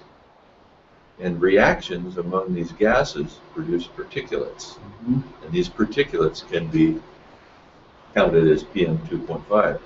And most of our problem here in the Salt Lake Valley is actually the secondary production of PM 2.5. And so there are chemistry and photochemistry reactions that have to be considered as part of the problem. Yeah. So is that where you have a list of things in here like ammonia and VOCs and yeah. So then let's get into that. So let's say that we have a PM 2.5 particulate. What are they made out of? right. Well, most of them are made out of ammonium nitrate. Ammonium nitrate tends to be the primary, let's say, part of the particulate. there are other fractions as well. There are organic carbons and inorganic carbon and so forth. But we're talking about PM 2.5 related health problems. Well, It may not be that PM 2.5 is the problem. right. It may be some component in the PM 2.5 that's the problem. There may be, in some fraction of those particulates, there may be some carcinogen in there. And it may be something that we're not sampling. We don't really know that that's the problem. But we're able to measure PM 2.5. It's one thing we can measure easily. So we use that as kind of a proxy for these problems that we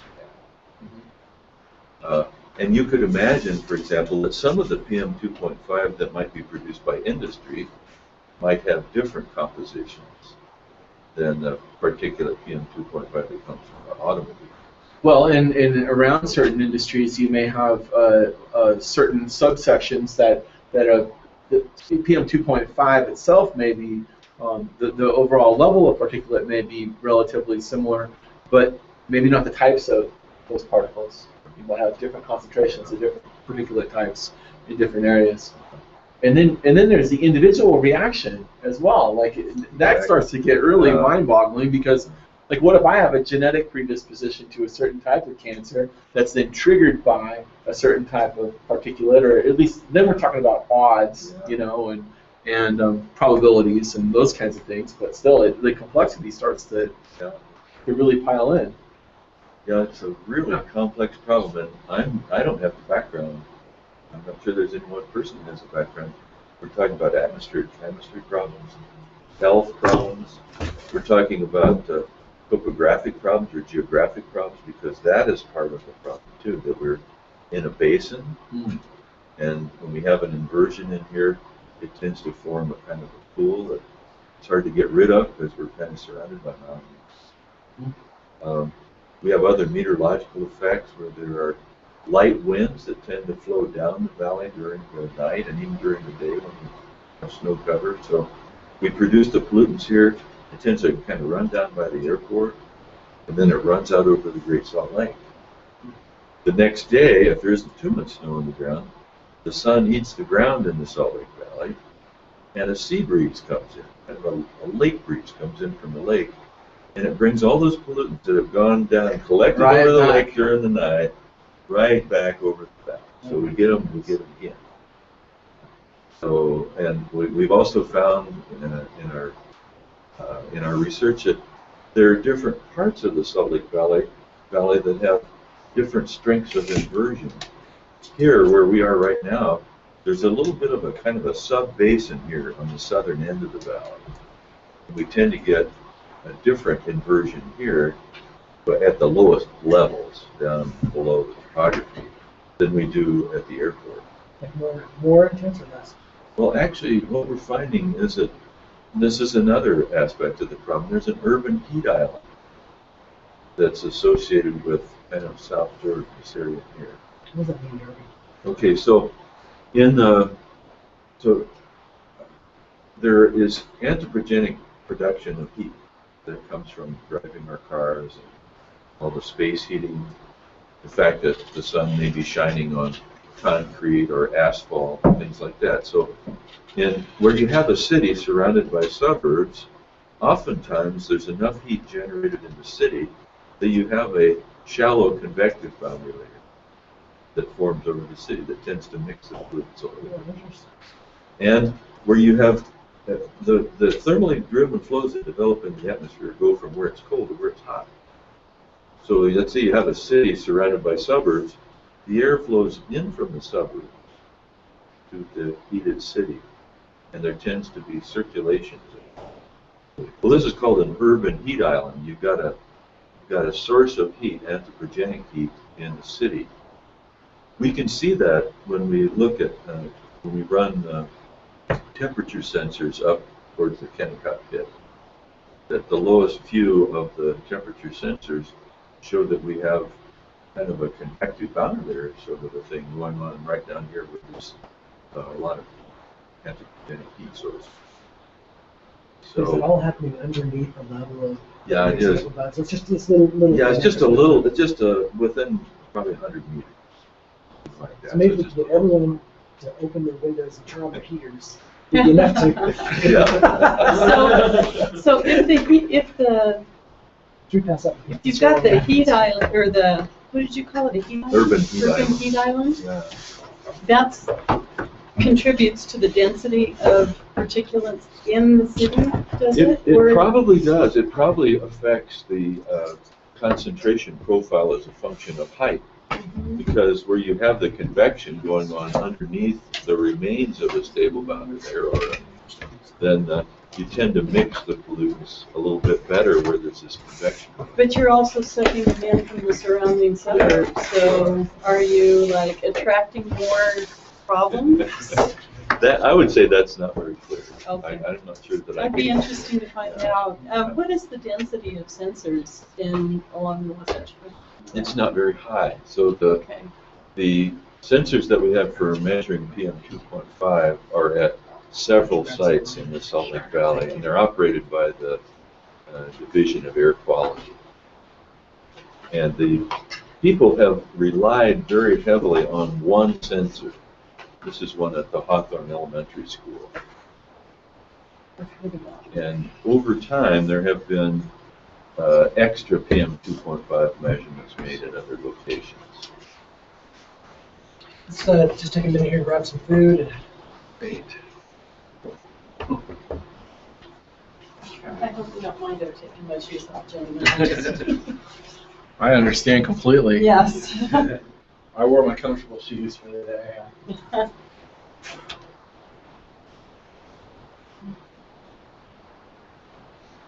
So for those of you that are on the Google Hangout, we're just going to take a couple minute break here for just a quick second. We've got some food that came here that you're missing out on.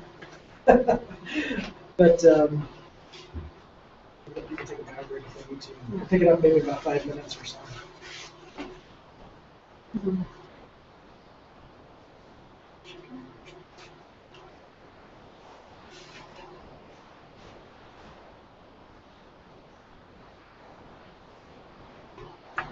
So Dr. Whiteman, how did you get involved in this in the first place? Well, I'm a specialist in mountain meteorology.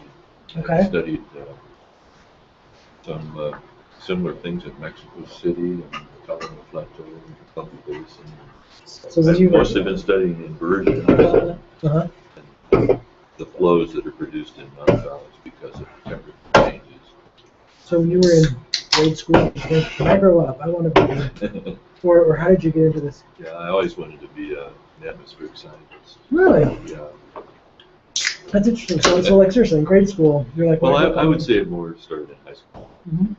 Yeah, I had a physics course in high school where they broke the semester up into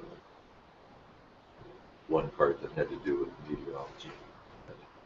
I remember learning how to read the meteorology maps when I was in, Oh. I can't remember if it was junior high or if it was actually in elementary. I think it was in junior high. Well, we get a lot of students at the university that come here because we're in a mountain valley and there's good skiing nearby, and Mhm. they're interested in meteorology or atmospheric science. So, Is the pollutants in the valley pretty consistent throughout the year? Or is it very? it varies a lot. The winter cases, we have a lot of different categories of pollutants that EPA regulates. Our summer problems here are actually primarily ozone. Our winter problems are primarily PM2.5. So why would the summer problems be ozone? Is it the nature of? Well, again, it has to do with our geography and our meteorology. That the ozone is produced photochemically. Dr. Pepper, you know, water. Is that your water? No, That, I'm good right here. I started it. I want to I've make watered before. So the ozone problems are caused by a lot of sunshine because it's photochemical. The reactions take place under a lot of sunlight. And And there are precursors that are involved in the chemical reaction. We have lots of NOx and VOCs and so forth. Question. Yeah.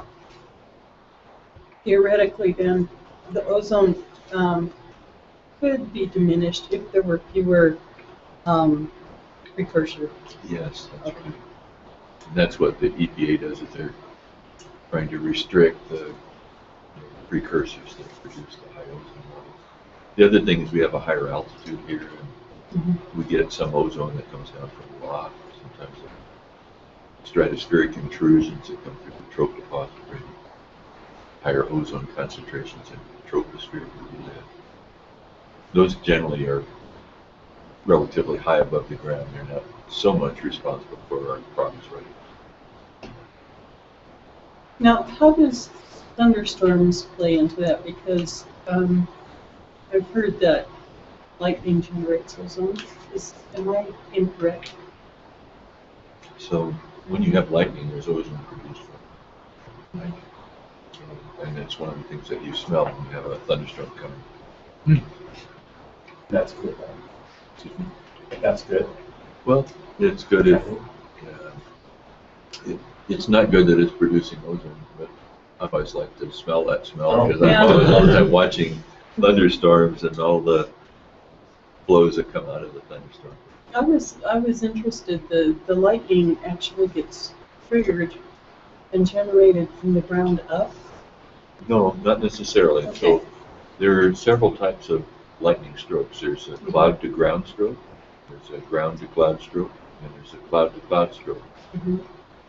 If you look at lightning, you can tell which way it's going because it's the opposite of the drainage pattern of a river. Okay, so if you have a whole bunch of things draining into a main channel, that means the lightning is going the opposite way Okay. from the way a river would go. So you can look at those sort of things and tell. When the thunderstorm drifts over an area, there's a opposite charge that's on the ground that follows it along. The thunderstorm comes along. And that charge can build up on high obstacle towers and mountains. And eventually there may be a breakdown path in the lightning storm. Would that carry particulates up? I mean, with the ozone, for example. If it was a ground to atmospheric charge, would the charge and the particulates travel Well, upward? So, yeah, we have to separate out particulates Okay. from ozone. The ozone is a gas, Okay. particulates. So the thunderstorms can produce ozone, but not little particulates. The big Tesla coil I was going to build in my backyard. I should. Oh, even if they're charged accordingly, that I mean, that was. You want to talk about building? Ozone cleans water, right? Yeah, it's interesting to look at lightning frequency maps. We have a way of doing that now all across the country. Look at where the highest frequency of lightning strikes are. And they're basically in Florida. A lot of golf courses in Florida too, and a lot of lightning fatalities there. But when you get to the west, the lightning strokes are much more frequent, higher. If you're out climbing in the mountains, there's going to be a lightning stroke. It's very likely to hit the higher peaks. So Park City Golf Course. Yeah, Park City could be. Park City Mountain Resort. And where you have a tree, you have more lightning will often hit the tree. The golfers, of course, are trying to get out of the rain. Getting the tree. That's really good. It's really good. It's funny. Well, it sounds like we've got like a lot of different ways that we could go with this, and the scope's just going to be really, really, really big. So I think we probably ought to maybe have a short session about how we want to scope this. What's the problem? What's the problem? But just before we do that, though, Dr. Whiteman, when you were looking at all this, and you thought about it and everything, are there areas that, two things. One, that maybe as you've looked at the problem of pollution during inversions, in the wintertime and stuff, that you thought, wow, there's another area over here I wish that the data could tell me something, that we maybe could look at. That'd be one question. And then, maybe another one is that if there was a moonshot idea, some way that you could change something, what would be the easiest way to tip it so that those persistent cold air pools didn't occur or didn't exist or could be broken up or things like that. So those are two different questions. Okay, let's see. The first one was. First one was just What- areas of what we'd like to- research that yeah. you'd like to know from the Okay. data. So we had a NSF-supported project here in the winter of 2010, 2011, studying the meteorology of the cold air pool. And the thing that we were missing in that study, and is still missing in the Valley, is an understanding of chemistry, the atmospheric chemistry. Like, what do you mean by that, chemistry? What I mean is the PM 2.5 problem is largely a secondary particulate problem, and the secondary particulates are produced by chemistry that goes on in the atmosphere, where you have gaseous precursors that go through reactions that produce particulates. And we don't understand very well the reactants involved, and I don't think we understand how much photochemistry might play in that. We don't understand what role VOCs play versus NOx, although there's been some work done on that, but I think that needs more. Okay. We need an atmospheric chemist. At the University of Utah, we don't have an atmospheric chemist who concentrates in this problem. I see. And So- we don't have the data that we need. That was the other part too, is that at least for this exercise, we've got 3 weeks left that we can analyze data if it existed, right? To say, oh, are there information in here that maybe we didn't consider before because we've seen some weird patterns or something, and we can throw a lot of processing power at this or something like that, as opposed to, hey, we got to go out and do research and figure out where the data is, maybe gather it for the first time ever, and that type of stuff. Yeah. So I think atmospheric chemistry is the biggest unknown right now, and it clearly is a very large part of the problem because of these secondary reactions that occur in the atmosphere. And let's see, then your second question. Second Are one there, is, before we go to Yeah. the second question, are there any correlations that you know of that we might have data for? Could Yeah. we shed light on that? So there is some data. There are categories, so-called category pollutants that EPA regulates, and there's information on these that go back many years. So there's NOx, SO2, there's some information, I think, on VOCs, and their focus is on trying to get the data that they need to satisfy EPA's requirements, to show that they're not that they are in compliance.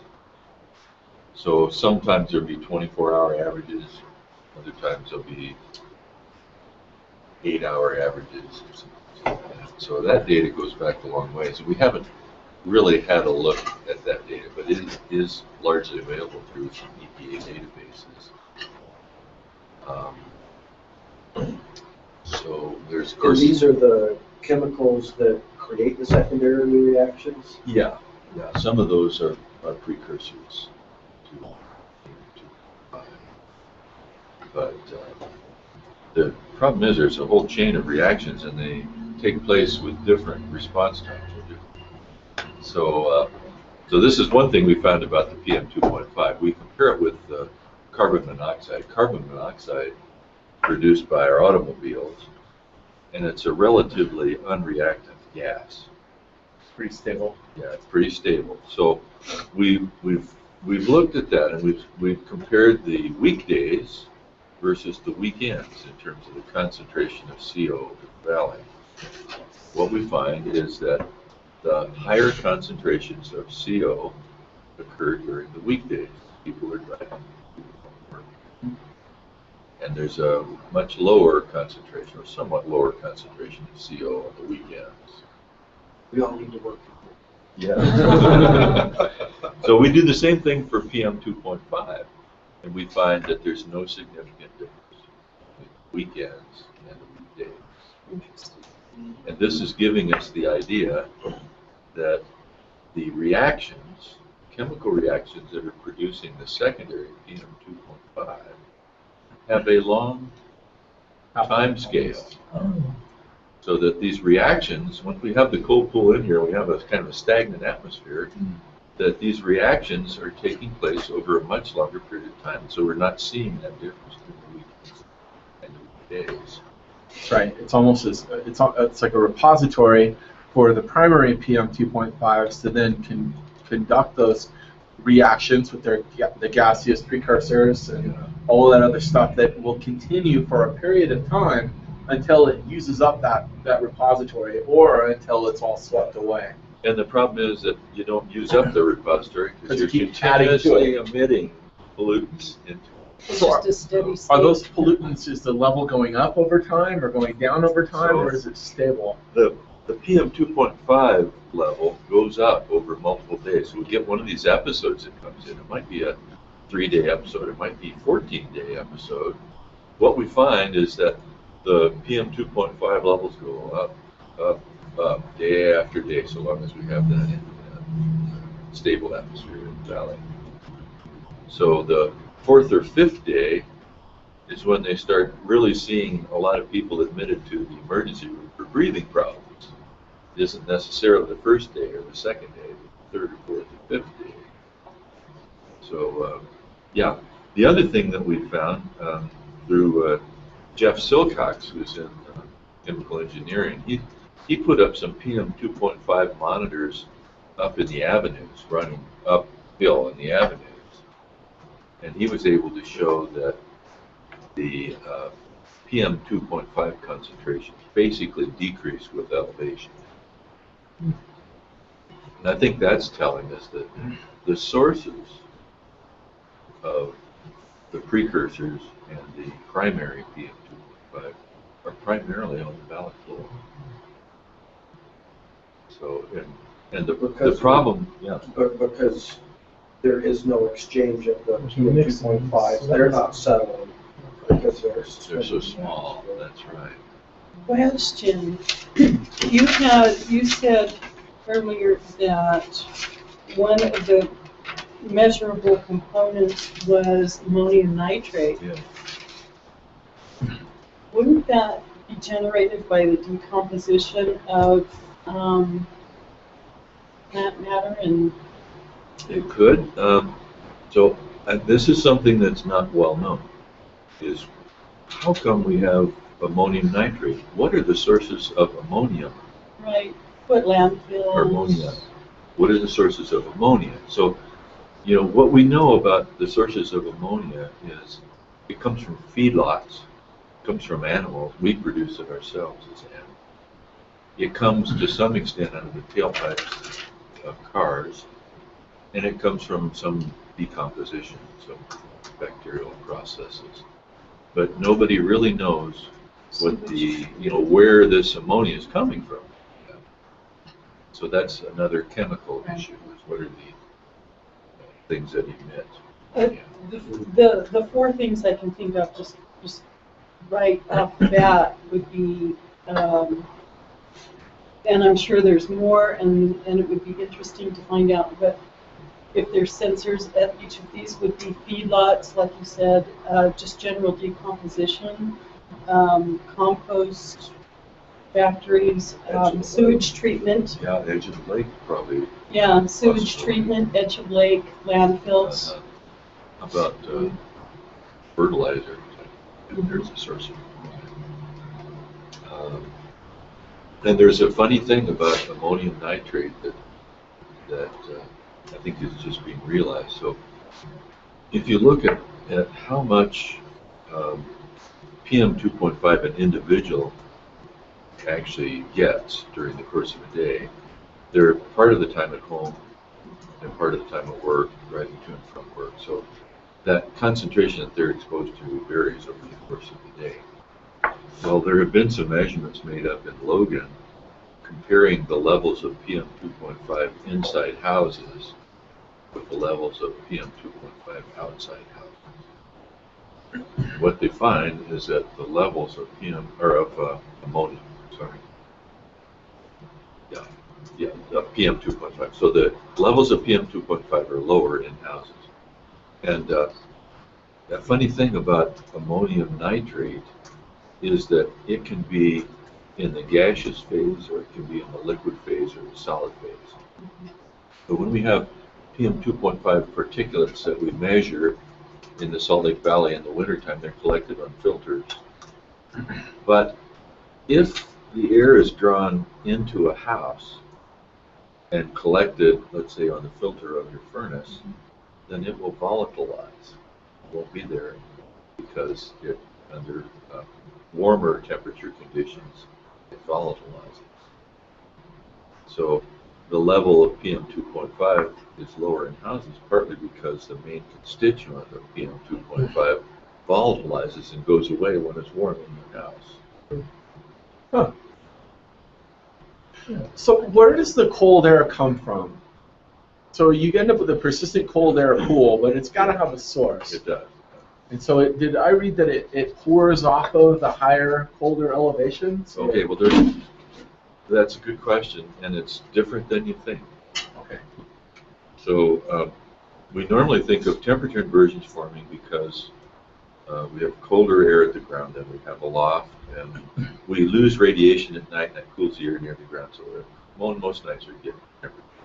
So the temperature inversion could form because we have long-wave radiation that is cooling the ground, and the cold ground is cooling the atmosphere near the ground. So we have cooling near the ground. And that is even worse when we have snow on the ground, because you see more long-wave loss. But a temperature inversion has cold air at the ground and warm air aloft. So you can strengthen the inversion by cooling the ground more or by heating the air above the ground. And it turns out that our problem in the Salt Lake Valley is more due to the fact that we're heating the ground, or heating the air aloft, than that we're cooling the ground. So the cold air pools that occur in the Salt Lake Valley are associated with large-scale weather systems that move across the western United States. So the highs and lows, ridges and troughs. So our temperature inversions, our long-term temperature inversions that form here, are mostly due to the fact that we have a low or a high-pressure ridge that's coming in from the west.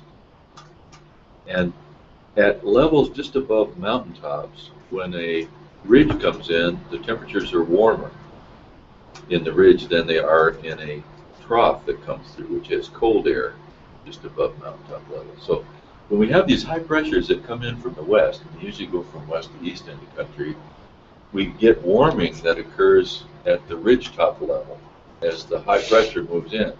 And so when that warming occurs, it causes the temperature inversion to strengthen in the Salt Lake Valley because we have warm air coming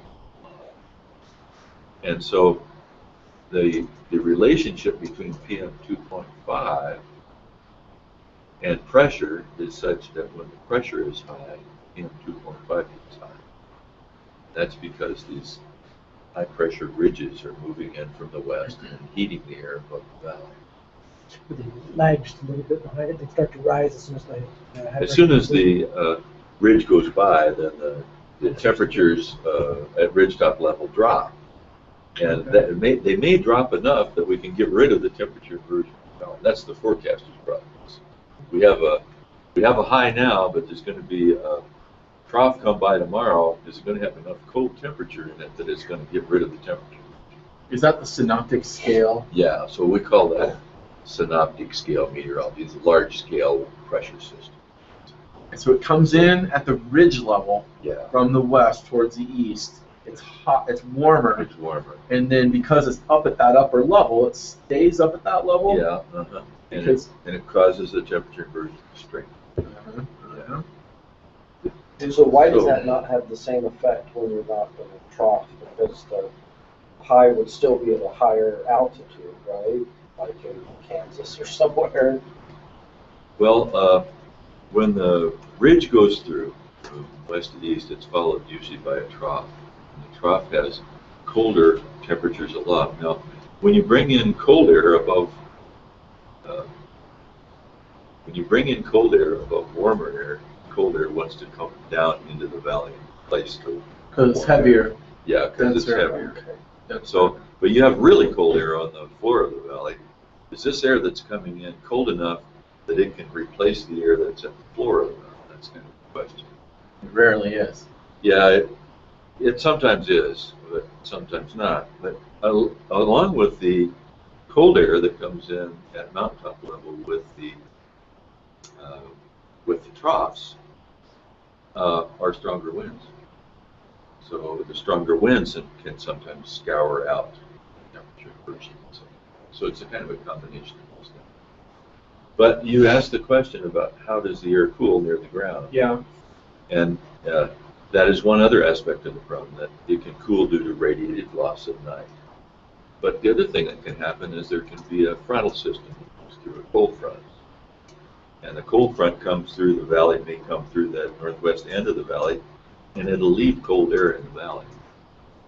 And so if it brings enough cold air in the valley, that could be the start episode temperature. What did you call that? Just a cold front, cold frontal passage. So as you folks are talking, and what I'm doing here is I'm building this diagram, and this is always well, it's a work in progress usually, and so what I try to do is listen to what you're saying and listen for relationships, and then represent them in this diagram. And so what I'll do is I'll read it back to you so far what I have, knowing of course there will be logical errors and things like that. And if you listen to it, if it makes sense, and that's great, that's what it's supposed to do. And if it doesn't, then you can stop me and I can rearrange it and organize the logic. This is our software. This is part of what we develop, so it's easy for me to drag things around. Like if I don't like the position of one thing, I just drag it and drop it somewhere else, to make it make sense. And it actually mimics. We used to do this on a whiteboard with sticky notes. I got a bunch of sticky notes right here. So. Yeah. But this works a little better. So right now though, that's why what you're looking at the beginning here is what we call the focal point of the problem. And that's the problem that we're trying to solve. And that's the thing. One of the very first things we do in an RCA is we have to decide what that actually is. And Brad brought it up before we passed the pizza out as to what is the exact nature of what it is. What is it that you want to understand? Because that, by choosing that starting point, that dictates where the analysis goes, right? So. And when we said, I threw this straw man idea up here, PM 2.5 related health problems, but then, we started talking about Dr. Whiteman and Brad and others. We started talking about all the other things. Well, the quality of life is not as great. There's the problem of the airport getting closed down, or there are lots of things reasons why this is a problem, not just the health related issues. And then there's the whole question too, what actually is the problem? Because you're saying what is in that soup, and then that's something we don't know. Right. Well, we don't have to know that today. We can leave that as an open question of an area that needs additional research. But what is it that you folks, what will be the problem that your group is attempting, you're in a competition, right? So what are you going to say? Our group focused on this problem, and so what is that? And you can have different ideas. So typically what we do is we just go around the room and ask. And see, and we make it okay. It's okay for you to not have a clear idea. It's okay for you to have a different idea than somebody else, or the same idea as somebody else. But Mike, right? Yeah. Okay, so from what we talked about this morning so far, what is the problem from your perspective? I think for me, I looked at, Dr. Wyman said, there's an increase in clinics in the hospital seeing patients' DNAs reporting 4 or 5. 4 or 5 days. Maybe 3 or 4. And for me, I look at what's causing that. Can we predict? Like, is there a way to predict when these things happen? We expect clinics to get these type of problems with people, health problems, asthma, lung, whatever. And is there a way that you can predict that enough that you can actually help clinics and hospitals get ready for the flux?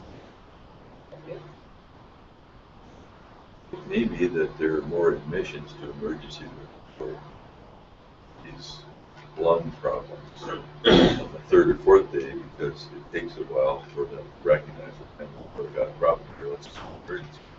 Yeah, or for the problem to build up in a person to where they might be able to handle it until they reach a certain saturation. Right. So yeah, so is there a way that you can monitor that before, or maybe help patients do certain things before? So is the problem the fact that healthcare providers are unable to predict when they're going to see a surge? I'm wondering what people have. Okay. What was your name again? I'm sorry. Pamela. Pamela. I should write it down. Okay. And so what do you think the problem is, Pamela? What do I think the problem that Yeah. we're trying to address? Yeah. What is the problem?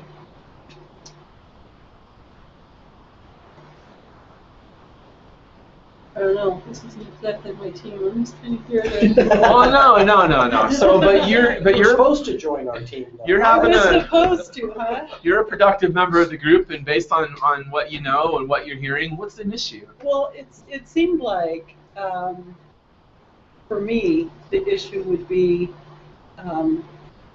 there's so many because everybody is like I got to put the abstracts in. Okay. See, so I'm a little handicapped because I know what the majority of the people were asking. Basically, for this group, I don't know what it is, but I know what my thing is. I want to know what is in the soup, where it's coming from, and what are the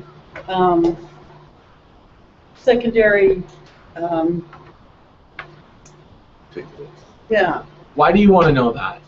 Because I think if we're able to prevent a runaway inversion, if we can better predict them and take proactive measures to reduce certain particulates during those episodes, we would all be healthier. I don't think there's any discussion as to whether or not this air actually really causes problems. Some groups are going to want to look at that. They're going to want to know exactly what problems are so they can be more proactive in having the facilities ready or that sort of thing. But in my mind, I'm thinking if we can get to the root cause that will help prevent those episodes from even occurring, then I think would be better off. In relation to PM 2.5. Right. In relation to, we know that these atmospheric conditions are coming. There's not really much we can do about them. But Okay. we can see them coming. We can say, okay, we need to start to reduce this in a proactive manner so that we're not contributing to that soup that's going to further exacerbate the problem for the duration of that inversion. Right. So ultimately, you'd be happier if the PM 2.5 related health problems, if you were able to predict and reduce those, you would consider this to be successful.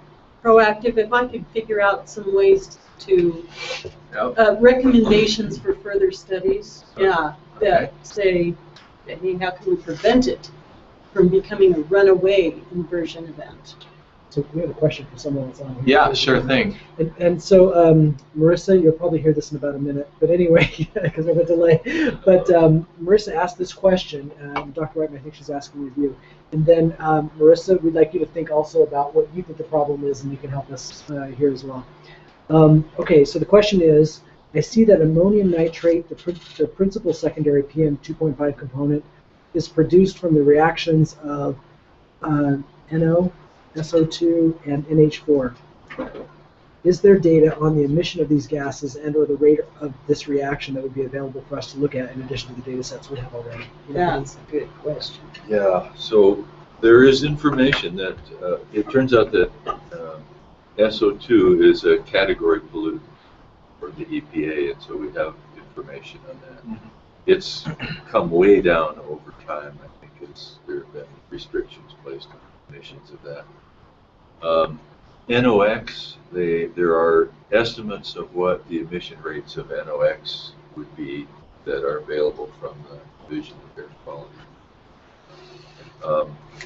Hydrocarbons, I believe there's also some data on that.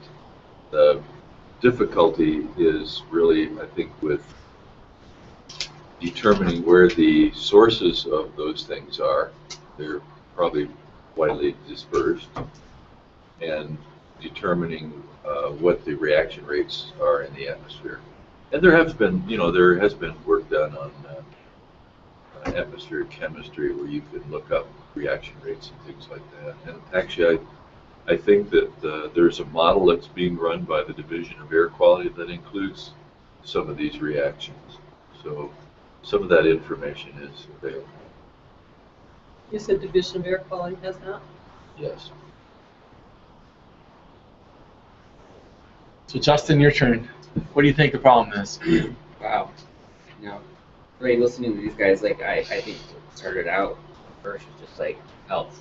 I know my niece and nephew, like the air quality here, they decided to go back to Mexico because they were getting strong asthma and stuff like that. So I think basically I would try to say, try to find, like, identify, there's that part to it, but then I'm also thinking there's the economic part of it. Like, people don't want to live here because if they're like that, because you're like, our whole part of having the Hadoop group is to expand people to come here more of the slopes, and if that part of that's not going to happen if people don't want to live here.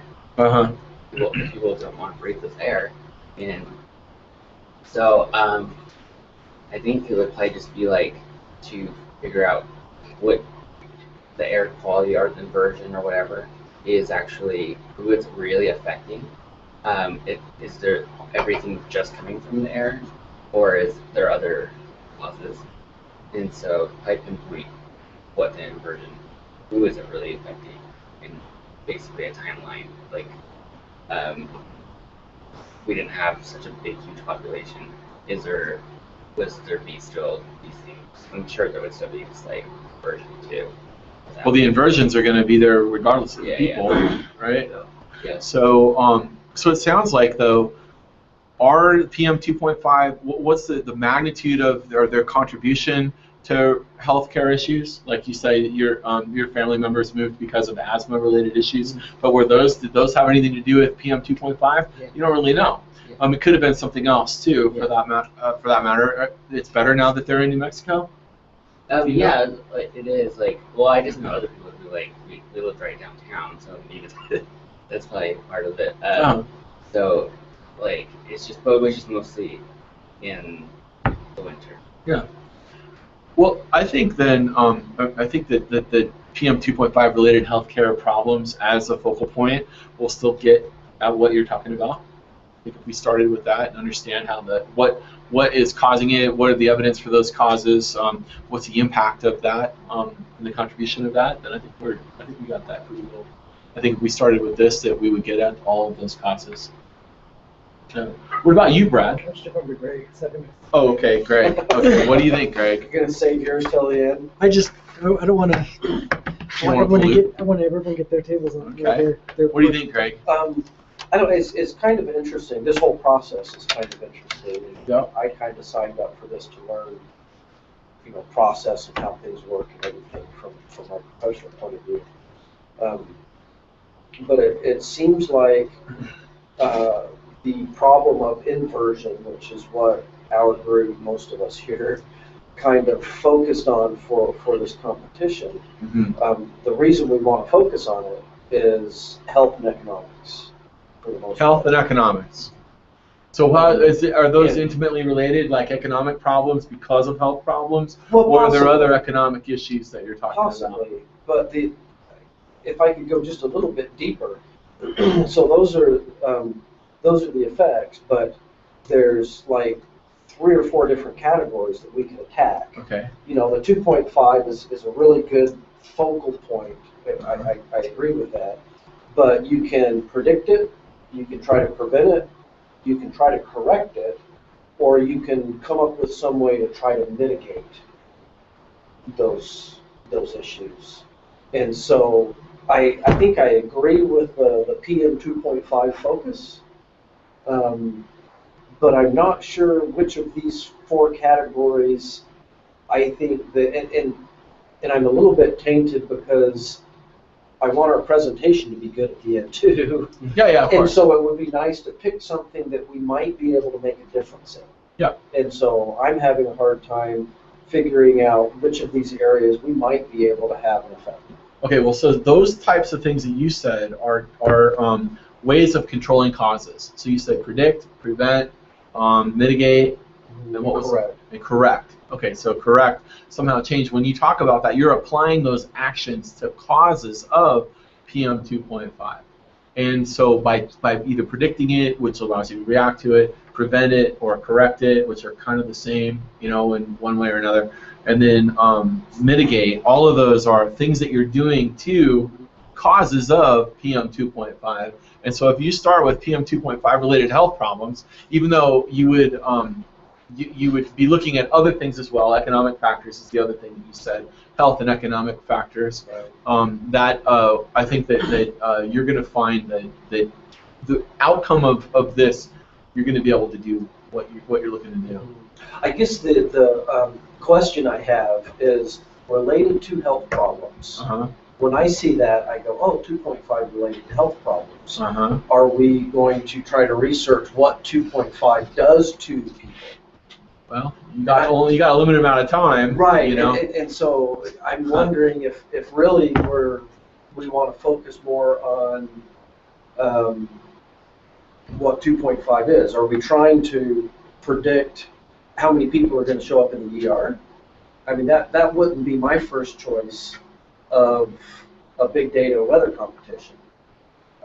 I'd be more interested in where the 2.5 is coming from. Or the precursors to. Yeah, the precursors to, or you know, is it there? I think, and I'm not sure, but I think that the fact that 2.5 is in the atmosphere, I think that we're fairly sure that correlates with some health problems. If it correlates, does that mean it causes? Causes is a better word. And you know, I'm not sure that we have that, but if we accept that, maybe we focus more on what causes 2.5, yeah, or what keeps 2.5 in our area, with the idea of how can we get rid of it, how can we limit the amount of 2.5. And so I know that's a little bit different than your focus. I'm not trying to argue or anything, just kind of brainstorming. Yes, you are. It's very passive of you. Is causality actually the case here, though? Well,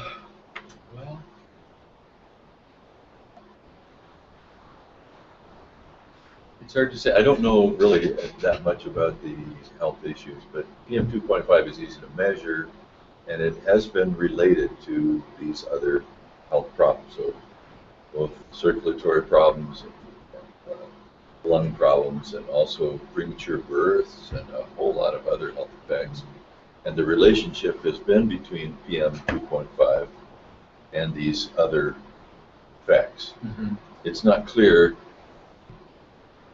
that it's exactly PM 2.5, maybe some component of PM 2.5.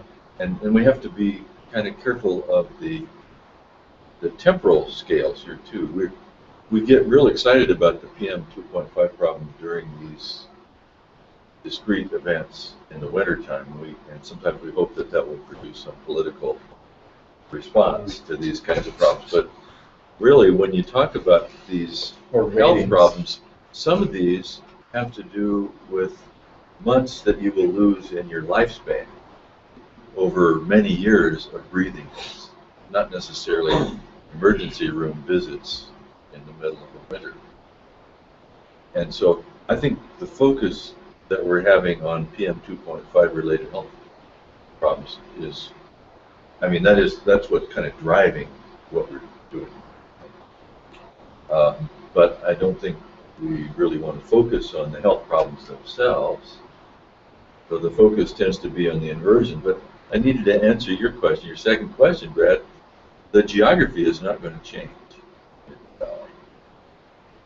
And the number of inversion events does change from year to year, but it changes depending on how many of these large-scale weather systems come through with highs in a given year. We've had years when we hardly exceeded the PM 2.5 standards at all. We've had other years when it's just been a terrible year, like this last year. And there's nothing we can do about the inversions. There's no way to keep them from happening. You know, there's just no way. Is that true? Yes. So. Have you read his quote? So the way to get rid of inversions would be like we have in the summer. We have heating of the ground. But if you do a back of the envelope calculation, and you figure if we burned kerosene in the valley, and we lighted it all off and so forth, there is so much of a heat deficit in the valley when these temperature inversions come in. That's the question. Is like, can we measure that? Do we know how much it is? The heat deficit? We do. I think we have a record of that going back 40 years. Okay. So I think it'd be interesting, just one of the things to just document is what that would be, and then just say, look, if there were a way to create this amount of energy, then that would disrupt it or keep it from happening or something. We don't know how to do it, but if there was, a little asterisk at it. And maybe, you know. Astro Scout? Is that what you said? Asterisk. Oh, I thought you said a little. I was like, that is kind of Astro Scout of you, not Boy Scout, but Astro Scout, terraforming kind of contribution. So I don't know. I mean, there's just some things that we can look at. There's a whole bunch of people that are looking at ideas that have never been done before that are really crazy, right? Like you know, what would it take to melt all of the snow off of the roads in Utah instead of plowing them? And you know, what effect would that have on it? I don't know. You know. So we could spread carbon around the valley floor. You know, we could have manure spreaders that would spread carbon around out in the snow, or we could burn kerosene. You know, but when you actually do the calculations of how much that contributes, it's not very much. We can see already an anthropogenic contribution to that through the urban heat islands. So we're generating heat in our cities, and it tends to produce a shallow convective boundary layer in the air. But what does that do?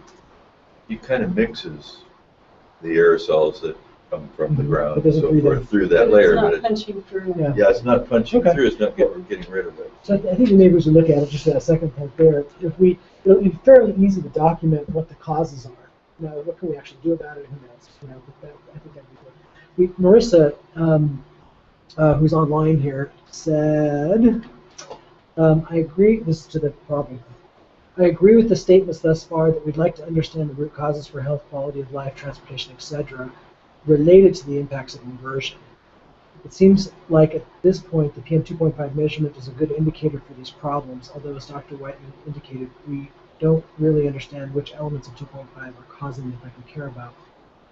And she says, perhaps a good framework would be first to show a correlation-causation relationship between health problems, airport closures, etc., and then try to identify preventable factors that contribute to high PM 2.5 levels. We've talked a lot about factors like high pressure fronts and convective currents, but ultimately these things are not that we can change. So okay, so good. Thanks, Marissa. Appreciate that. So just PM 2.5, really, irrespective of health or economic, because if you just look at the PM 2.5, it's a source of all of those lows. That's kind of. I like the way Marissa put it, and what she typed. Yeah. That kind of wraps it up. I think we do have a couple of footnotes here. You have things in your paper, and there's other studies that have said, like this one here, a 4.5 increased risk of heart attacks was documented when there's a event rise by 10 micrograms. There's things like that in our presentation we could say PM 2.5 is related to these health issues now. Well, I'm not sure that you can say that. I think you can say that we saw an increase at the same time that we saw an increase, but I don't know. I don't know that you can say that one causes the next. So we have to scope it down somewhere, and so maybe if we said, look, let's just look at what's happening during the inversion time frame, concentration at that time frame, and then what can we do about that focus? Well, with big data, maybe what we could do, there's a database, a health database from Utah. You can correlate. You could look back at the 40 years of heat deficit values for the Salt Lake Valley winters, and try and relate some health aspects to that over that period of time.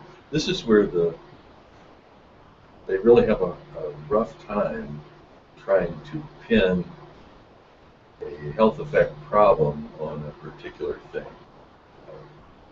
because there's usually not enough data. But now we have 40 years of winter data of the heat deficit. You might be able to pull something out of it. But do they capture that data? Do they keep that specific of healthcare data, or do they? Is that data proprietary, or is it? It's not proprietary. It's a database that they keep on the campus. Actually, I don't know. I didn't Unless hear you're anything bored. about health data from I've got some. Because they can hold that pretty closely sometimes. Certainly they don't want to release the information about individuals, but maybe rates or. Well, the data set that I've given you, which is the 40-year data set, they have come to my office and asked me for a copy of that to put in with the rest of the data that they have in this larger database, which I'm providing to them. So there might be something that you know, help with that. So, even though the scope of this is obviously very big, understanding the role that PM 2.5 has is got to be very helpful. I mean, I've found it really interesting talking about this with teams this morning. Understanding different types and realizing, okay, what do you know about it, and then also talking about what you don't know about it in terms of sources and the chemistry, the atmospheric chemistry, and all of those sort of unknowns. And so all of that is really interesting, and understanding what's there versus what isn't. And then also understanding these persistent cold air pools is, I think, really interesting to understand how the geography and atmospheric conditions and weather patterns and all of that create, how they sort of come together in order to create these persistent cold air pools and the limitation of convective currents. And but if you're looking for, okay, so understanding can be part of what you provide, the outcome of what you provide. So it's like, let me explain this to you in a way that maybe you guys will grasp and maybe you guys will understand, and I think that would be really interesting. Now here's what we can do about it. Short of knocking down all the mountains and coming up with a way to, like, spreading carbon or manure over the entire valley floor and lighting it all on fire at once, or maybe that's where you were going with it. They could have some fun with that, but then but being able to see precursors that would then allow either at-risk people or healthcare providers to become better prepared, that might be a good outcome.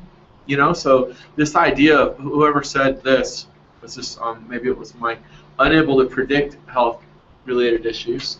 I mean, that might be something that you could do right away. If you have the data right away and it's just a matter of looking for those kinds of trends or those kind of precursors, then that might be something that would be a real, something that could happen right now, that you don't have to wait for chemistry on, that you don't have to wait for some of the harder science, and that would take a very long time anyway to sort of put all that stuff together. But if you look, I guess what I'm saying is that if you look at PM 2.5 related health problems, and you understand this by nature, when you parse this out, PM 2.5, where does that come from? And then we're going to get into limited convective currents and the sources of it.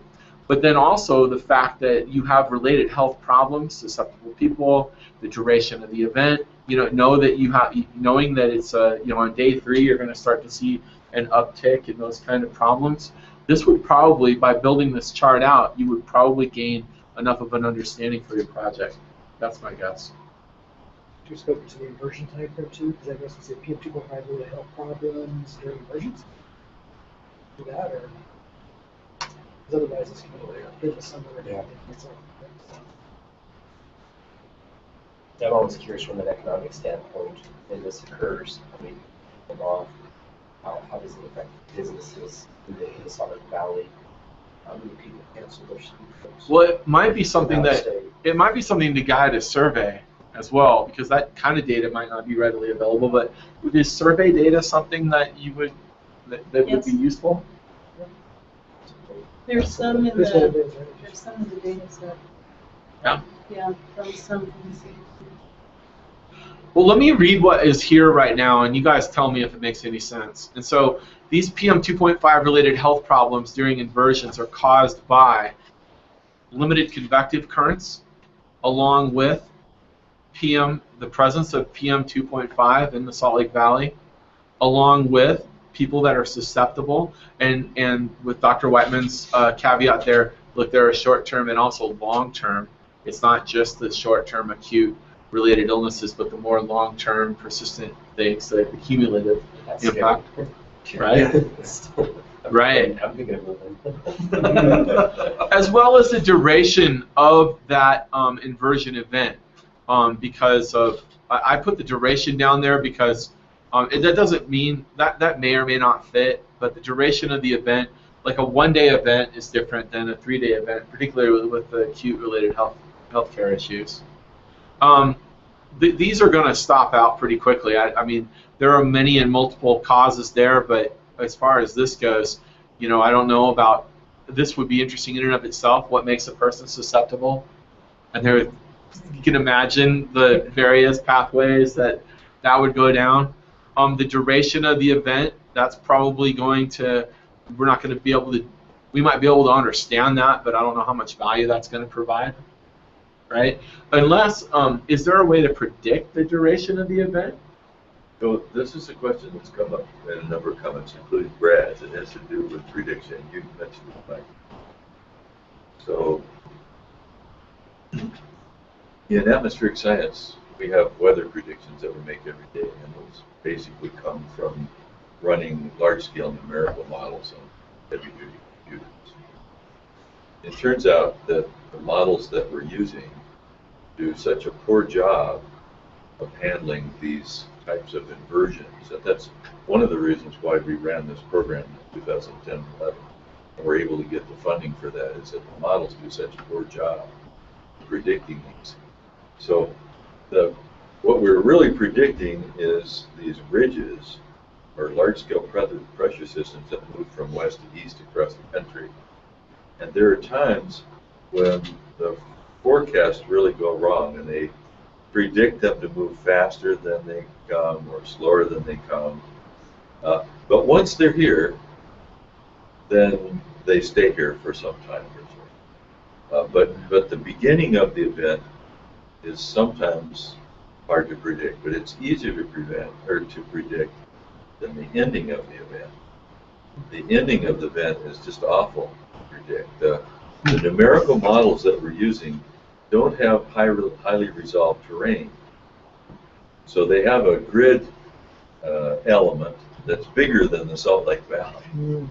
And so they can't even really resolve the terrain of the Salt Lake Valley.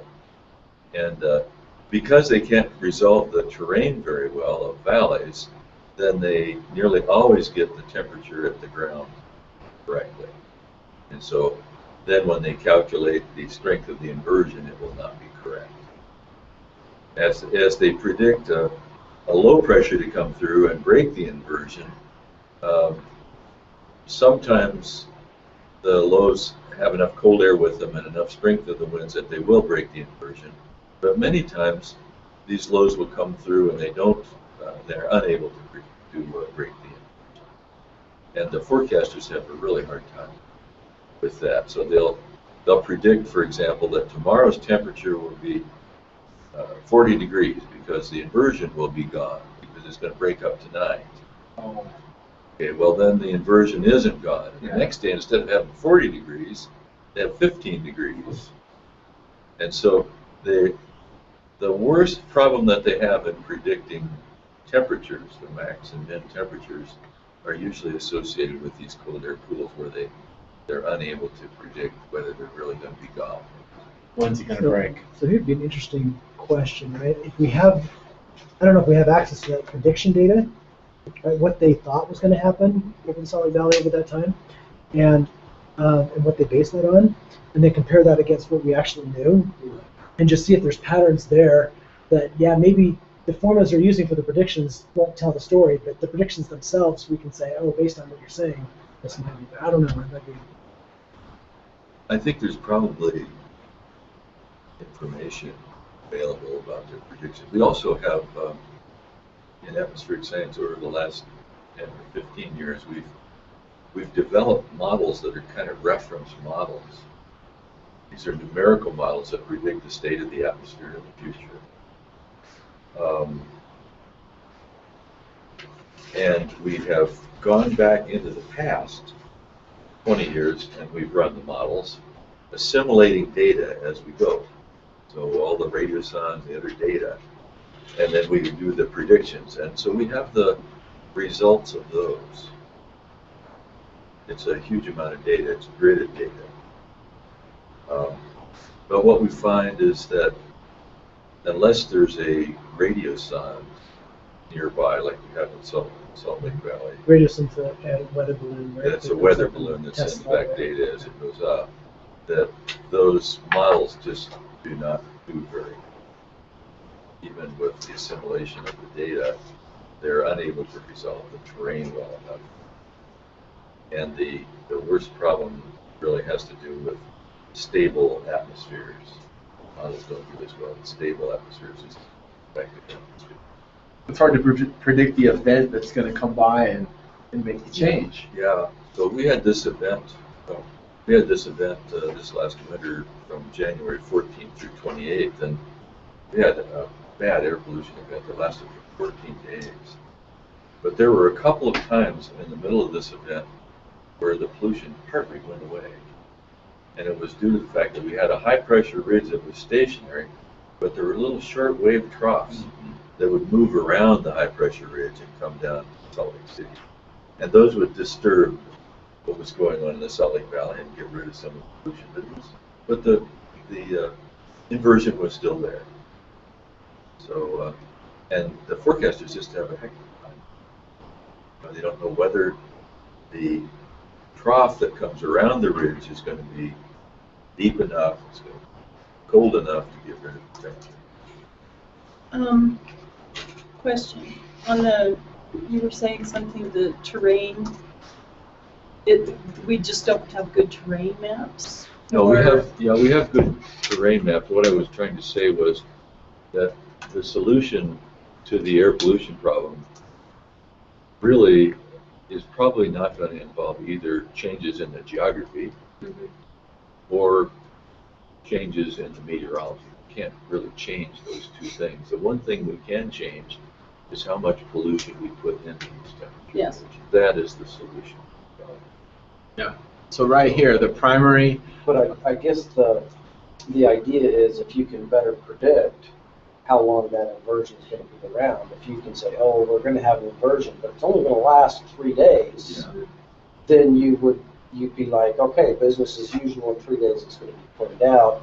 And if you could predict, wow, it's going to go on for 14 days, then all of a sudden there may be some things that the community needs to do to reduce that. Off the bat before it actually gets too bad. Or something. Right. Yeah, because I don't think you want to propose anything that says, oh, as soon as an inversion hits, we need everybody to stay at home, and then you have some of the economic impacts and governmental oversight that you probably don't want. Yeah, my question was to the reaction that I had when you were saying that there was like the grid system, and you were they have difficulties actually predicting when something will start and end because we don't have the terrain map grids are just so large. Well, the model, we have digital elevation models that have very good, well-resolved topography, but the models take a huge amount of computer time. They have to be run regularly every 3 hours or 12 hours or whatever. Okay. And so what they have is they have a very crude representation of the topography in order for the models to be able to run quickly. If I understand right, and correct me if I'm wrong, but I was talking to a guy at NOAA, and he said that when they're doing the weather patterns and all that, they have a certain resolution that they're working at. That they use hexagons, I guess. This hexagon here, and then this one here, and then this one here, and then this one here. Those are the areas where they're mapping at a certain resolution. And they've been getting finer and finer, but he says as they go a little bit smaller, gives you so many more hexagons that the processor power just goes, whoa, shooting up. Oh, because see, this is a perfect example of being able to leverage parallel process. Yeah. So the power of parallel processing. The heaviest computer usage in the U.S. is the stuff they're using are the supercomputers to be able to run their stuff. Right, but what they're doing is they're running it in Logic. I mean, they're pulling the data in, running it, and then, so Maybe It'd it'd be it's not interesting just to the find math, out. it's what they're the doing resolution now, of weather. Yeah, predictions. it's the resolution of the initial conditions and the boundary conditions is such, it doesn't make sense. And also the physics that's in the model, it doesn't make sense to deal with real small or very highly resolved If you topography. got a big hexagon big in the Salt Lake Valley, then you're not going to be able Well, to. it's kind of like having Yeah. it, but in a way, it's kind of like having one sensor for the whole valley, which doesn't make sense, really, when you think about it, because that's one of the reasons why we can't tell who's contributing what exactly in what amounts to the urban soup, because we don't have enough sensors deployed around and about to really be able to tell. And then some of the sensors might be dedicated to one thing or another and not really gathering everything. So I heard somebody say that there were 3 sensors in the valley. There's something like that. Over time, the locations of the sensors changes, and what they're measuring changes. Their measuring techniques change. When you're working with big data and you go back 40 years, like we did in this paper here, you know, there'll be a station that they'll put in one part of the valley, and then after a while they decide, well, let's put it here. And then you hope that they will have some period of time when they're running stations at both locations, so you can try and figure out, you know, whether the pollution changes spatially. And that's been a difficult thing. There have been so few of these measurements made in the valley that it's really hard to know what the spatial distribution PM 2.5 is. And of course, what they're focused on is regulations, and so they want to pick a location where they're able to determine whether we're exceeding the federal standard. So that they could put it right next to I-15. They don't want to do that because then they'll be exceeding the standards and there'll be all kinds of implications. So they put it in some place that they think is a reasonable place where it kind of represents what some of the residents might see for their ambient air quality. That's why they have it at the Hawthorne School. And we found there are a number of places where the measurements have been made. We've done regressions to try and figure out, you know, how it varies spatially, but there are only just a few data points. It's hard to come up with the spatial field of instead of a few data points. Similar to the weather prediction.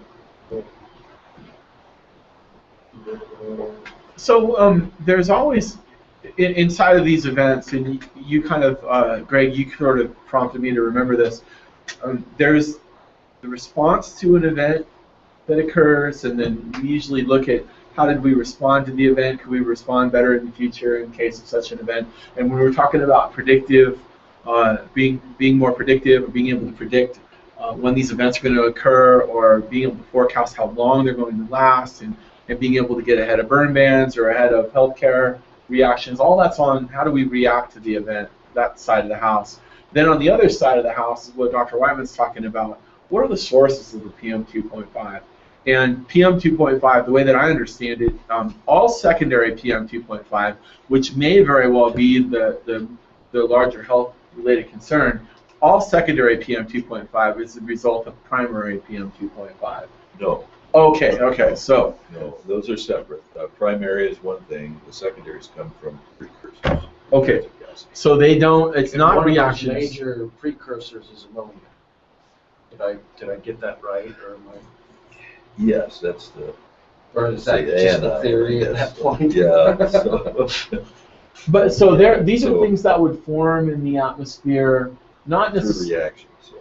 through reaction, and then they're held in place though by the same That's right. effect. So you've got a kind of a closed vessel, and you put the reactants in there, and it takes there's certain rates of reaction that take place and so forth, but the net result of these precursor gases reacting is a small particulate. Does the sun play a factor there too? Does the sun play a factor? It does. So I'm convinced that it does. I don't think that's very well understood. Okay. But if it was dark at night, then we don't see that buildup. But if it was in the daytime, Yeah. the sun's shining on Yeah. Yeah. It's hard to pull out the anthropogenic signal from this too. You know, there's the chemistry signal, which is a day-night signal, but then you've got people coming to work in the morning, going, you know, you've got all those things mixed up. It's kind of a mess. So you've got photochemical reactions, but then you also have heat triggered actions that could occur, right? So Yes. say, Yeah. like near the urban heat sink, or Well, I'm thinking of in your house, yeah, where you have a PM 2.5 that comes in on your filter and then it volatilizes. So. well, no, I was thinking in terms of where you said that we have the urban heat source, heat island. You could have different reactions going on there that are triggered by the fact that it's near a heat island versus, you know, that. Yes, well, possibly, yeah, possibly you could.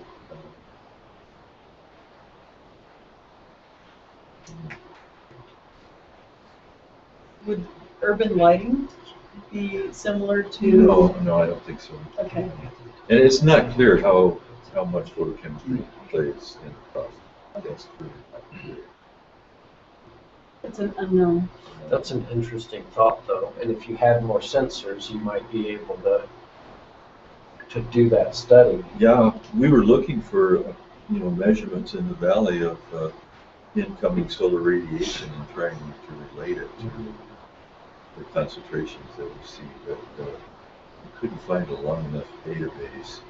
We've also found that the Division of Air Quality is now making some measurements on a shorter time scale. Instead of the 24-hour average filter for PM2.5, they have a new sensor, and I think it's been run for a few years at Hawthorne School, and actually the hourly values of PM2.5. And that's one of the next things we'd like to look into is maybe we could look into this issue about whether photochemistry is the main thing or whether it might have to do with anthropogenic emissions that vary during the course of the day and that sort of thing. But once you get better time resolution in the measurements, then you can start looking at some of things. So then, you said multiple sources of primary PM 2.5? Because there are multiple types which would indicate multiple sources. And so what are some of those sources? Okay, so the primary PM 2.5 could be entrainment of dust as we move along in our cars and highways. We train dust into the air. We have salt that we put on the highways. There's always a lot of kind of dust and dirt from the highways. There are Sand too, right? Yeah, sand. Salt/sand. You've got industrial emissions that have some primary particulates. Let's see, you've got the Burger King restaurants. Yeah, those guys are constantly putting out particulate. Yeah. So they're they're frying things over an open grill. And soon it's going to smell like donuts, Right? right? Because they bought Tim Hortons. Anyway, there you go. So then you've got aerosol spray cans. There's all sorts of particulates. So when we talk about particulates, it could be liquid as well as solid. Yeah. And you could have liquids that get in the atmosphere and evaporate and leave the solid. Or react and then end up with a precipitate that ends up staying aloft. That's possible, yeah. Uh-huh. When we have clouds in the valley, then instead of having these reactions that are occurring in dry air, you have reactions that are occurring in the aqueous phase in the droplets. That's right. Humidity plays a role here, right? Because it's not just a persistent cold air pool. It's persistent cold air pool at greater than 50% humidity. So, well, it turns out that, when you have particulates in the atmosphere, that some of them are hygroscopic and some are hydrophobic. That means that some of the particulates, which are solids, can absorb water. If they're hygroscopic, they can absorb water. And these particles can absorb water when the humidity is above some certain percent. And the different particulates have different levels of relative humidity at which they can start absorbing water. So this is another problem with our measurement. So we're measuring PM 2.5, and that's done through impactors. So there's a stream of air that comes in, and the heavy particles get impacted on something, and the small particles go around that thing, and you measure the small particles that are left. That's kind of the idea. Well, if you have a PM 2.5 particulate that's absorbed water, it might be PM 5 now instead of PM 2.5. Right. Right. And it might get impacted and not counted as a PM 2.5. Well, it wouldn't have the same. If it's bigger, then you maybe not have a problem getting in your lungs too, right? So, Yeah. So maybe that's okay. Yeah. If it's a PM. Yeah. So, and we can see this if you look down at the airport from the valley sidewall in the winter time. Sometimes you'll see there'll be a fog that'll form that'll kind of come in from the lake or be down along the airport there. Well, those could be PM 2.5 particulates that have swelled because of the high humidity. And later in the day, they might disappear in terms of being droplets. But if you had a persistent cold air pool, did I read in the paper that it's necessary to have a certain level of humidity for that to stay around, or? Yeah. I mean, let's just say that all the humidity was just gone, on a certain day after one of these had started. You could pull all the humidity out. Would it still survive, or would it? Well, I don't know that much about chemistry, but the ammonium nitrate can be in an aqueous solution, or it can be a solid, or it can be volatilized. So I was thinking not so much on that part of the chemistry part, but on the persistent cold air pool. Can that survive if the humidity were taken out, or does it have to have a certain level of humidity for it to stay? Okay, it's unrelated. Okay. Persistent cold air pool is a temperature inversion, and sometimes it'll have high humidity, sometimes it'll have low humidity. Yeah, so the atmospheric column in the valley is characterized, I guess, by temperatures below 0 degrees Celsius, relative humidity in excess of 50%, light wind speeds. So it's just more of an outcome than it is a cause. We have another situation that's meteorological. It's kind of odd. That is that when we might get a fog and it'll lift into a stratiform cloud deck. When that happens, it's like the surface of the Earth, which is normally radiating at night, has been moved up to the top of the cloud deck. So there's a lot of long-wave radiation loss off the top of the cloud deck. Mm-hmm. When that happens, what we think goes on is that cold air is produced at the top of the cloud deck. As the heat moves away, it leaves the cold air. Yeah. Well, as the heat moves away, it leaves colder air behind. Yeah. So we get a source of cold air at the top of the cloud deck, and it wants to fall. So it falls into the subcloud layer and overturns. So you get kind of a convection. It's a negative convection. Instead of hot air rising up, cold air sinking. Does it heat and gain energy and come back up, or does it? No, not really. It's just as it falls down, there's to satisfy mass continuity, something else has to go up. But the net result of the whole thing is that below the cloud deck, instead of having a temperature inversion, it changes it so that it has a different, how we say, temperature gradient in the below cloud layer. And the temperature gradient is not as strong as an inversion. And so that tends to promote more mixing. So when we have a cloud deck, a low cloud deck in the Salt Lake Valley, we tend to get better mixing of our air pollutants below that cloud deck than would happen otherwise. They don't disperse, but they're just they're still stuck because there's still a mixed. temperature inversion above that. But below the cloud deck, they get pretty well mixed. Huh. So what about cars and tailpipe emissions? Do those also cause primary PM 2.5, or is that? Well, you've got the brakes on diesel vehicles. You've got the brakes on your car that are producing particulates. As far as what comes out of the tailpipe, you can see sometimes if there's smoke coming out of it. Yeah. And yes. So it's going to be smoke. It's not going to be. So how many of those are in that size range? Yeah. diesel. Well, my diesel puts out cleaner air than it takes in. I just want you to know. That's what they told me at the dealer. We believe everything. As far as particulates go, it puts out plenty of carbon dioxide. Politically, that's what we always hear. Don't drive as much. Yes. Oh, it's definitely, the biggest source of the PM 2.5 is actually the tailpipe emissions from cars. That's what VA2 is.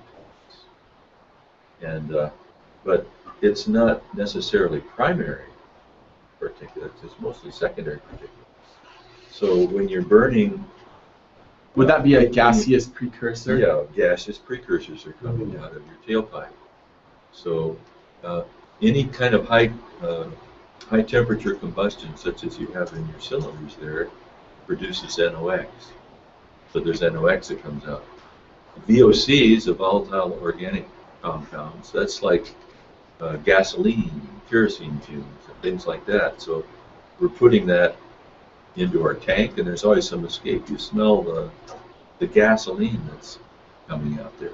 So, and there will always be some unburned fuel that will come out of the tailpipe. So all of these things, are gaseous precursors that react to produce And other releases from flues or stacks or all kinds of stuff. Airplanes, they're big enough. The airport. And they're even the space heating. Everybody's heating their house. Oh yeah. And what about fireplaces? well, fireplaces Yes. are known to really produce a lot of. Are those gaseous precursors or primary? Oh, they're both. Say. They seem to be almost outlawed. Yeah, they're almost outlawed. Well, what about but pellet stoves are a lot better, or Well, are they not? I Depending think on the they're all efficiencies. bad. I think they're all bad. And the state has been trying to reduce the amount of wood that's burned. But there are some people that use the wood for space heating. It's kind of hard to tell them you can't burn wood anymore. Right. No, it's like you need to freeze.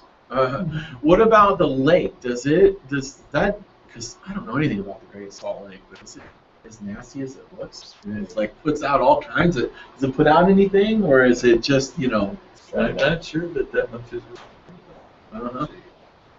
You raised that issue whether ammonia Well, somehow I just comes from. I just think about the brine shrimp, Yeah.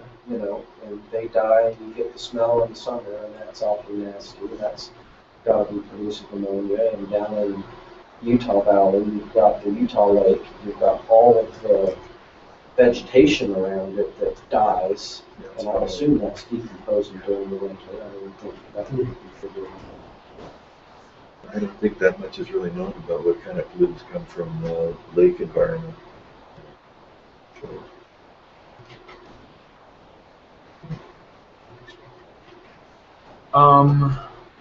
So in ammonium nitrate, would that be a gaseous precursor as well on the secondary PM 2.5? Or would that be more of a...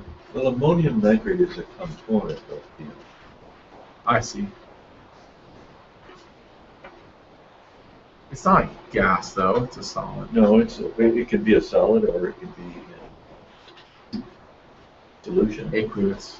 And it can volatilize into ammonium or ammonia and nitrates. Okay. So what we've got going on here, what I've been writing down, looking at, if you go back to the beginning, these related health problems because of limited convective currents and the total PM 2.5 in the valley, and all susceptible people. They got to be people that are subject, and that of course is big and broad. Duration of the event, and then also the inability to actually predict. I went ahead and stuck this on the bottom, even though I'm not really sure if it goes there or not, but the inability to accurately predict because of the difficulty that forecasters have in predicting valley temperature changes. I think that's what I heard. You got primary, 2.5, I broke it up into primary and secondary, And primary comes from, these are the sources we talked about, smoke from tailpipes from incomplete. That's the smoke bypass, not that's kind of what I meant there by that. Brakes on the cars, for dust, entrainment of dust that's kicked up, just valley floor dust, I guess is what I was thinking. Salt sand from highway ice control, industrial emissions, fireplaces, and there's others too. Yeah, just area sources like, when you get a strong wind, it picks up dust from the tailings piles at the Kennecott Yeah. mine and Yeah, everywhere sure. else. Just area sources. On the PM 2.5, we have chemical reactions occurring with gaseous precursors. So you've got the reactions happening of these gaseous precursors, and for those I put down the NOx and the volatile organic chemicals or the unburned fuels or coming out of the tailpipes. I put ammonium nitrate here. It doesn't really go there, but it's more of a chemical precursor, isn't it? Or is it an end result? Is it a form of PM 2.5? It's more a form of component of PM 2.5 rather than a gaseous precursor. Yeah. It's really Let me go ahead and ditch this for now. I just wanted to get that up there, but it really doesn't belong. So, but you had. Would that be added up there with fireplaces then? Do you know? A fireplace is going to volatilize it. I mean, it's Well, going to no, burn it I up. mean just on that same level. I don't mean. Oh, well, you know what I did here? I put sources, not types. And I'm sure there are multiple types of primary PM 2.5s, Okay, so that's and then there are sources, multiple that's- types of secondary 2.5s. see, and that's kind of what we want to get to, though. We do kind of want to know what are the types of PM 2.5, because that might make a difference. Well, it's almost easier to list them out, and then so if you had primary PM, Well, I thought that was part of what you said. We didn't really have a whole lot of data for it. But we really don't know what the 2.5 mix is. Yeah. Well, the DAQ has a pie chart that they produced that tells what the components of PM 2.5 are during a typical winter event. And the largest part of that pie chart is ammonium nitrate. And It's here in this paper here. this is where they've collected things in filters and then they've done analysis. Right. what they found. Yeah. Okay. So we need to know not only the types, but what are they? And then where are they coming from? Yeah, so you've got the types. There's a couple of ways to skin in this. So you could have sources and types, and I could get rid of. I didn't have a chance to read all. In the paper, it said the 2.5 aerosols from reversion episodes for 2010 and 2011 were composed of 17% ammonium, 41% nitrate, 6% sulfate, 19% organic compound, organic carbon, and 3% elementary carbon, 3% dust, 3% I'll get it right now. Thank you, Dr. White. Putting that in your- That just came off the website. DAQ. Which, by the way, I do have a PM 2.5 website Yes. that explains what That's a is really in small PM website. 2.5. Yeah. It's, Yeah, it's, right. it's in that sources that we have on our Trello board. We have a link to it on there. It gives you all of the. It's a really great one. It's frankly what got me interested in this in the first place because I read through it and I'm like, oh, I finally understand what this stuff's all about. So if you list out those types, what are of those types? Where do they come from? So if you have, and you're on page, what do you, 746? It's just this section right here. Yeah, or 744.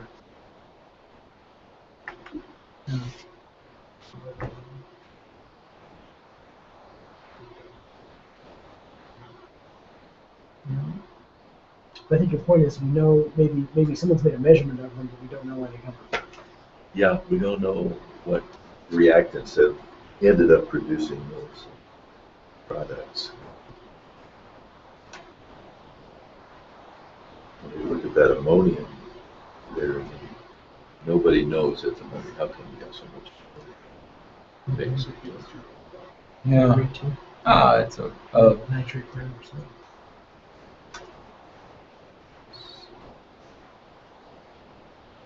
I just put these down here. Are there similar studies 6%. done other places in the world that have an inversion issue similar to ours? There's been some work done in Reno. Carbon. There's been some work done in Central Valley, California. And 19%. both of those tend to have fairly high fractions Elemental of carbon. second. Do they have a similar mix of ammonium and nitrates? No, it varies from place to place. It's similar, but it varies some. Well, you get right down to it, and chemical analyses that are done kind of follow Plug a it. certain scheme. And there are certain ways that they can separate out things. So you can't look for individual components that are really small fractions. So they measure carbon, they have intercom. I'll leave it down there, but I kind of Pareto it, put the Chemical top contributor at the top. speciation And so then you can say, where do these come from? that Right, separates so out actually we can get rid of these, carbon. but they probably come from these Organic. up here, you know? You know what? I think it's pretty significant. They use so many tons of sand and salt. Sand and salt in the wintertime, they use so many tons of it that it does actually get up into the air, doesn't it? It volatilizes. That's 2.5. Yeah, the thing is, you know, that the sand particles are so large that they just settle right near the highway. And we're trying to look at PM 2.5. So, but on the other hand, sand rubs against sand, and there are little particles that come out. And so there certainly is a contribution. Yeah, so that's probably what we don't know. And we don't really know what part of PM 2.5 is that bad for us, or do we do? Yeah. We I mean, don't ammonia really know. sounds terrible. In Ammonium fact- nitrate sounds bad. I've talked to people about the ammonium nitrate, and they say, well, ammonium nitrate isn't that bad for you. I don't know how the human body handles ammonium nitrate, but it And then doesn't seem like the other that's- question is, if you took a pill of ammonium nitrate versus you inhaled it Yeah. at 2.5 levels, Yeah. is it going to be different? Well, what if you inhale it year after year after year? Yeah, that's right. And does your body actually process it, or does it build up? Is it a cumulative buildup? Well, maybe probably. ammonium nitrate just is, well, like you said, it doesn't seem to be, that would be a big question. What is the effect of Yeah, but ammonium ammonium nitrate nitrate, on, yeah. on At those levels, when you Human health. get ammonium nitrate in the body, it's not exactly clear what to do. Yeah, well, That would and be a problem. at these, when you start talking about 2.5 and the health issues, there's, at least a relation there. But is it really just a certain class of people? Does it not affect everybody? And that's kind of where I was getting to. Do we know what type of PM 2.5 is actually having that positive effect? yeah, it might not even It be sounds like we ammonium nitrate. Yeah, Do what? It might not even be. That might be the safe thing in there. Exactly. It might be the one that's just really, really tiny, but it's really, really bad. And that's. But I don't think that that's something that we have data that we can investigate in a few weeks. Yeah. I'm curious if we go just shifting gears back to the prediction thing, right? I mean, is there data sets that we could get access to that might help us with prediction? If we threw enough resources at it, we'd say, oh, look, every time before it ends, this little thing happens. Oh, we can look for that, and better predict. That'd be huge. If we could come up country with it, but maybe, I don't know, what do you think, Dr. Yeah, that'd be one of the rationales for the study we did in 2010 and 2011 was we wanted to gain some understanding of the meteorological effects. Yeah. And to help with prediction. We thought, well, we could help the National Weather Service improve the prediction capabilities. And we did that, I think, to some extent because we had a experimental period that was 2 months and 2 weeks, and we looked at a number of very specific events. It's different from looking at this climatology that goes back 40 years. Mm-hmm. And we found that there are some things that go on in these events that might be able to help with prediction of individual events. One has to do with pollutants that go out over the Salt Lake, the Great Salt Lake, get stored out there overnight and come back. Mm-hmm. The other thing is we found there's a strong jet that comes out of the Utah Valley, it traverse mountains, and it can sometimes erode down into the coast. And we found also that there is clear air that comes in from the tributaries. All the tributaries we have along the Wasatch here, and even the upper slopes on the Ochre Mountains. There are downslope flows that are produced at night that bring clear air, clean air. So there's a certain amount of reduction of the air pollution problem as we bring clean air into the valley. We also found that when we have high pressure ridges that come in, not only does it bring in a horizontal transport of warm air, but there is a sinking motion associated, a subsidence associated with ridges that's an advance of the center of the ridge. And we have warm air that sinks into the top of the valley. It doesn't just blow over the top of the valley, it sinks into the top. So there are a number of things like that that are, I think, useful in specific events. To be looking at things that you would look at. You may not see them every single time, but you might see one time, one another time. But then the other problem is that you might see those, you might not be gathering data in the right parts of the valley in order to actually have visibility into what's changing and what's going on. Yeah. That's right. So what have we got that you've got data that we could do this for? It's a pretty big complex problem. It is. That's why This must happen all the time. And you probably see this, right? You probably look into it, it has so many different aspects. Mm-hmm. And this one is really a complicated problem that involves geography, atmosphere, chemistry, human economics, and human health, and quality of life, and oh my goodness. Yeah, it's really tricky. Nice job, you guys. Way to pick something doable. But this must happen a lot. But yeah, I can see the problem is how to use big data to really help with this problem. It sounds like there is a lot of data available, but maybe you need even more. Well, I think really it goes back to asking the right question. You know, let's pick an aspect of 2.5 that we think we have data or can get data for that we can drill down into and actually answer a question. You could do that, or you could decide, for example, to build off of your study that I took a look at, and say, okay, for a particular time frame,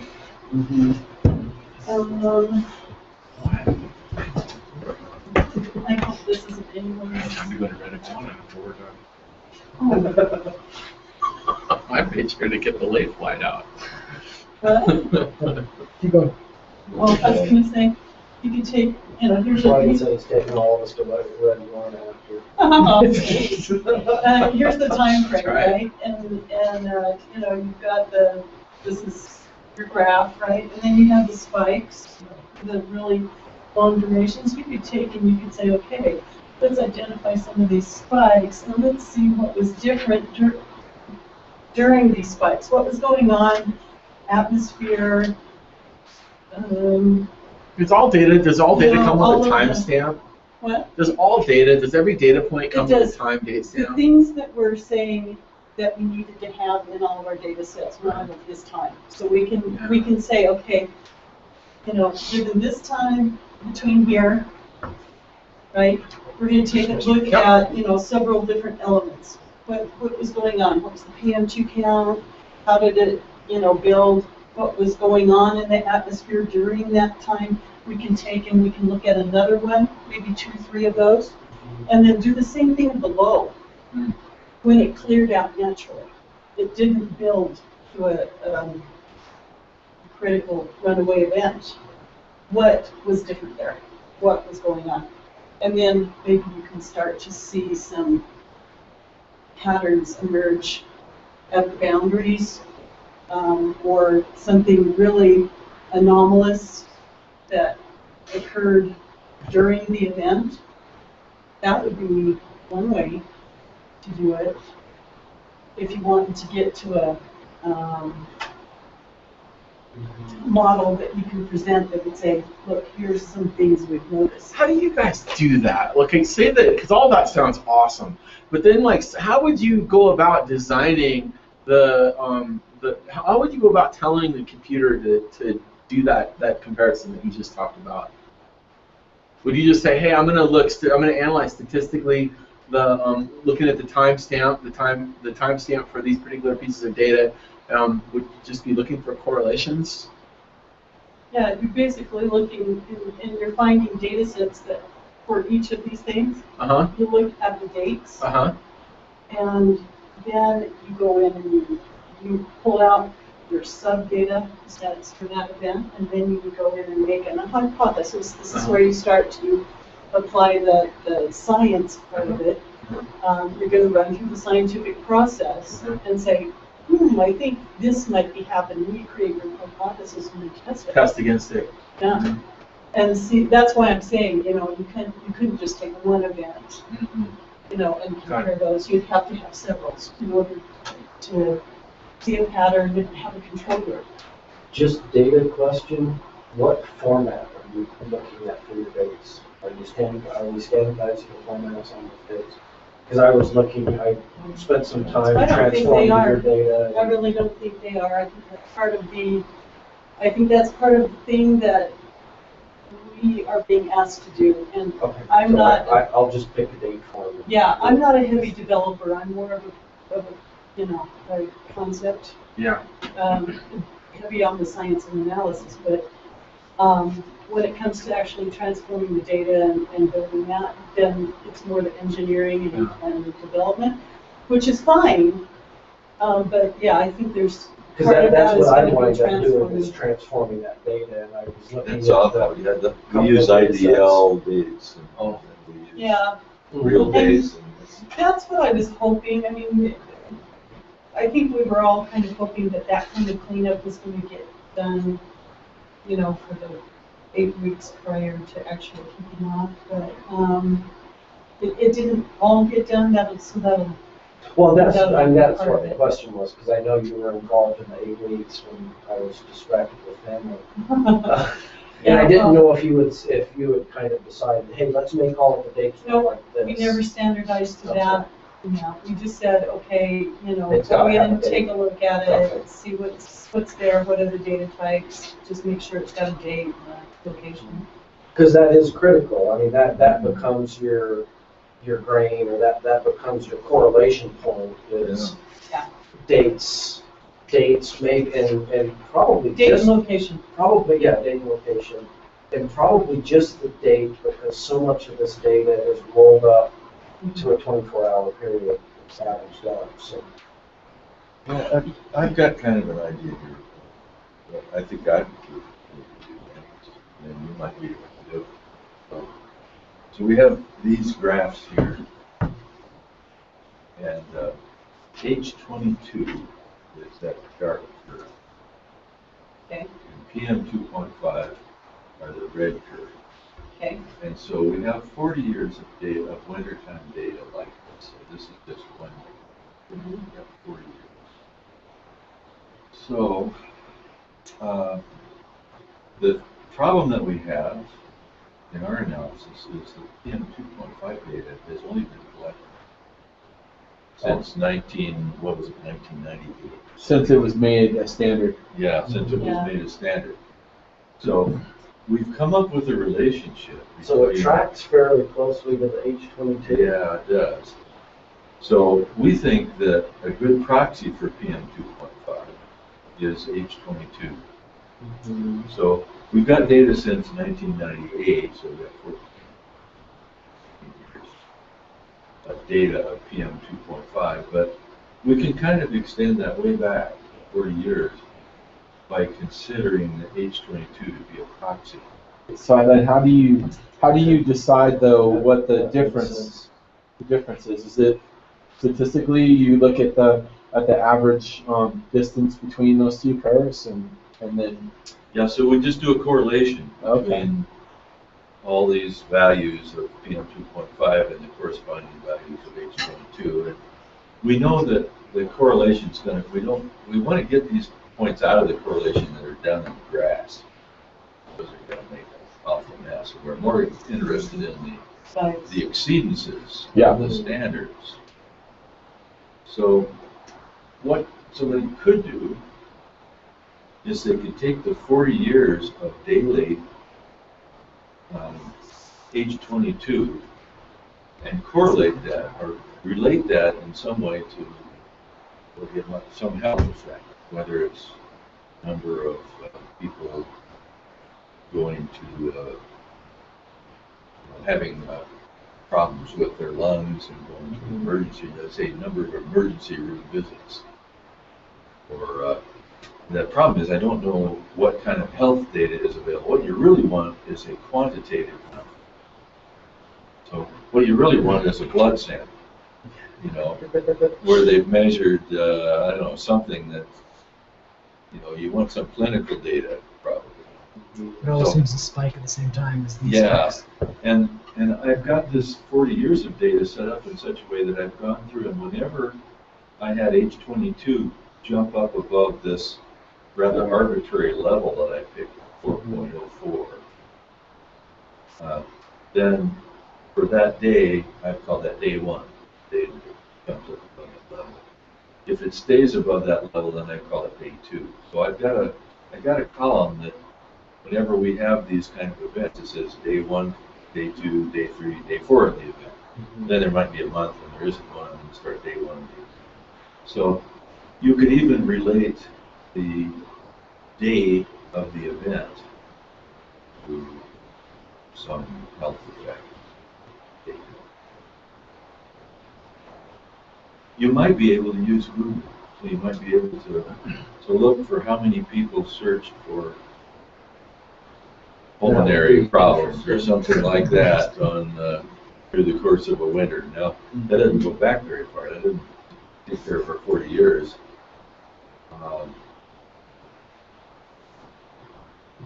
But anyway, I think we have a proxy for PM2.5 that goes back a long ways, and if we try to relate that daily proxy values to something of interest, we might be able to see some kind of a relationship. And it might be a relationship that's lagged. It might show up the last day or maybe a day or two after it clears. Well, we didn't know what to do with the lag, because what it amounts to is that if the H22 jumps above a threshold level, then the PM 2.5 rises and goes above the National Ambient Air Quality Standard. But so long as it stays above that threshold, it's kind of a trigger value, then the H22 can do whatever it wants up here. And so when you're trying to develop the relationship between the H22 and the PM 2.5, that's awkward because your H22 is jumping around like crazy while your PM 2.5 just stays above the standard. So we didn't really know how to handle these lags because it's a kind of a trigger phenomenon. The H22 gets above a certain value, then day after day the PM 2.5. So what the I noticed on here I thought was interesting is you've got these two graphs here, right? And earlier, like in November, you have exactly what you described. It's cross to cross, and it's another one that goes up, right? But if you look at these guys down in here, they're like immediately tracking right with that line. I mean, that line's about as steep as that one is there. Yeah. Yet there's no lag factor. That's Not right. just in 2-3 days, it's super super high. The other thing You is might be able yeah. to see some data How high that differences when you number's drill at. down in on the day level, because you're really just trying to see a point on this graph, point per week or so. It's, Well, that's true. Well, here's another problem that you're onto. It has to do with the fact that I had to set this threshold level at some level, but I'm dealing with half of a year. And during the late fall and the spring, there's a daily cycle on these things. Sure. And I have to set this threshold above the grass. So it has to be set above this, or I'd be tripping the threshold every night that we have a temperature inversion that's destroyed the next day. So we could do something where we vary the threshold level. I've picked 4.04, but we could pick 3 or 2 or something like that, and see if we get some kind of a better relationship. This is the average for the month, is that right? Let's see, page 22. Yes, monthly means. So what if what if the threshold could be that? Or something. Yep. Or it's lower here. We could set the threshold like this. Yeah. That's what you're saying, and I think that's a good idea. Change the threshold as you go from October to March to have a. Or maybe there's something here, with this, you can see how December and January, just on average, are so much higher. Maybe that's why it tracks so much faster. I don't know. That certainly is worth trying. We thought about that, but never. And we threw out the whole summer. We had very few. Is it really not possible to use all of that data and come up with a model that you track through the summer, through the fall, and then you could have, it's not really predictive because it's in the past, but a correlated PM 2.5 value for the full 40 years that you've got H2 for? If that doesn't exist, it would certainly be a good tool to develop as an initial leap to build on in the future. Because if there is really a correlation and it's just a day or two delay, then, I'm not a model person, you know much more about that than I do, but I would think that you would be able to build a data model that could take the H22, map the PM 2.5 over the 13 years that we have, and then just apply it for the last 40 years, and it should just all fall out if it's a good enough model. The problem Maybe that's a we have question here, for Melissa. the problem we have here is there's so many data points in the correlation that are down in the grass. Mm-hmm. So But if you're correlating that, not if you use the summer data, it'd be an awful mess because PM 2.5 levels are really low in the summer, but the nighttime, you still have the nighttime inversion. I guess I'm thinking, can you build that model not based on an average over a month or 3 months or a year, but you build that model on average over these 3 data points plus, let's take into effect the last 24 hours. And so you wind up zeroing in on your data model so that it's not averaging over a long period of time, but over a really short period of time. And then you should be able to track that along. Now, I'm not a data scientist. I organize data. I don't do the evaluation. But I would think that would be possible. Maybe Marissa was. The problem we always have in meteorologists is, so you want to break your average down. So I could break the average down into seasons, break it down into months, I could break it down into weeks, and I still have enough data to break it down into weeks. But if I try to break it down into days, I only have, I have to have too few data points to have my statistics. So, there's always that question. Yeah, if there's enough data there to make a good one. The nice thing about it, if we were to tackle something about this, why did that track so fast there, not over here? We have that data. At least we have the data, at least that generate these, right? We can start to say, well, we know what's going on there. Yeah, we do. But we have to remember that the resolution of the data is only data. Twice daily, isn't it? You're right. Well, it's twice daily for the H22, but it's daily for the PM2.5. And so that's what makes the correlations not as good as they could be, because we could have most of the day that has low PM2 or low PM 2.5 and high H22, and then the H22 drops, and yet the PM2.5 is high, and that's all happening during a 24-hour period. But we're averaging over both quantities over a 24-hour period. So granularity is a problem, doesn't it?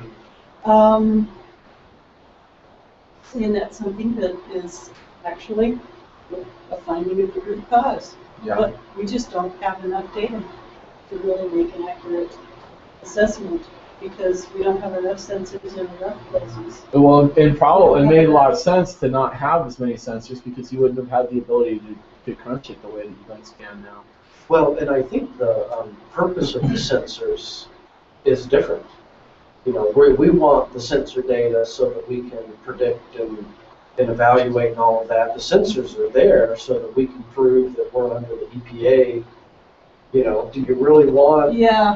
What's the purpose? If the EPA says you need to have a sensor every, 30 miles. The state's at odds with its own good. Right, That's what it and is. so it's like, well, okay, we're going to pick some good locations to put these sensors so that we can stay Cherry under. pick the location. Yeah. But Based on the outcome. while you're trying to do actual data evaluation and all, you'd like a whole lot more. But you don't want the EPA to have that. There's a whole generation of sensors, though, being out there, I wonder, a whole generation of sensors that mark people's, how things change, wherever they're at, right? So people become walking sensors. Yeah. That would be nice to tap into, to be able to. Yeah, we've been looking into that. You've got iPhones, so there are sensors you can attach to your iPhone. Have you seen those little eggs they have, those little air quality eggs? No. So it was a crowdfunding thing that they did. This guy says, look, how much can we make something that's cheap enough for everyone to buy?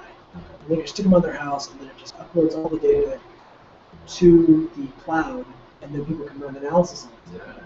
It turns out there are about 24 that are registered in the Salt Lake area, of which one works. Oh no. I went there and looked at all of them. Only one has been functioning at all, and the rest of them all have been turned off for at least 3 months, or just wasn't doing good data or other things The like problem that. is, you can buy PM2.5 sensors, but they're really, really expensive. Well, and how to make them so that you can stratify the particulates so that you've got the PM2.5s that you're measuring only. Yeah, It's a big instrumentation job. And these were just air quality sensors. Yeah, see, and I do like it, and that's the thing. How many? Oh, okay. So here's something. Maybe the state doesn't have any sensors out there that are measuring certain particulates in the soup. But I'll bet you anything that there are corporations out there that are having to maintain compliance on their industrial output that might have sensors. Right. Right. They might, because if they have to control stack emissions they're going to be looking at the differential between atmospheric conditions and stack conditions. Actually, though, no, I don't think they will. They're only going to be regulated on what they're putting out the stack. They don't really care what the ambient air conditions are, I don't think. And they're going to, and like you said, they're not too eager about that. I'm wondering, though, because they're having to report. Yeah. They're going to have to report to the EPA. They're reporting to the EPA. We should be able to get that information anyway. They only report exceedances. Yeah, they're not going to report everything.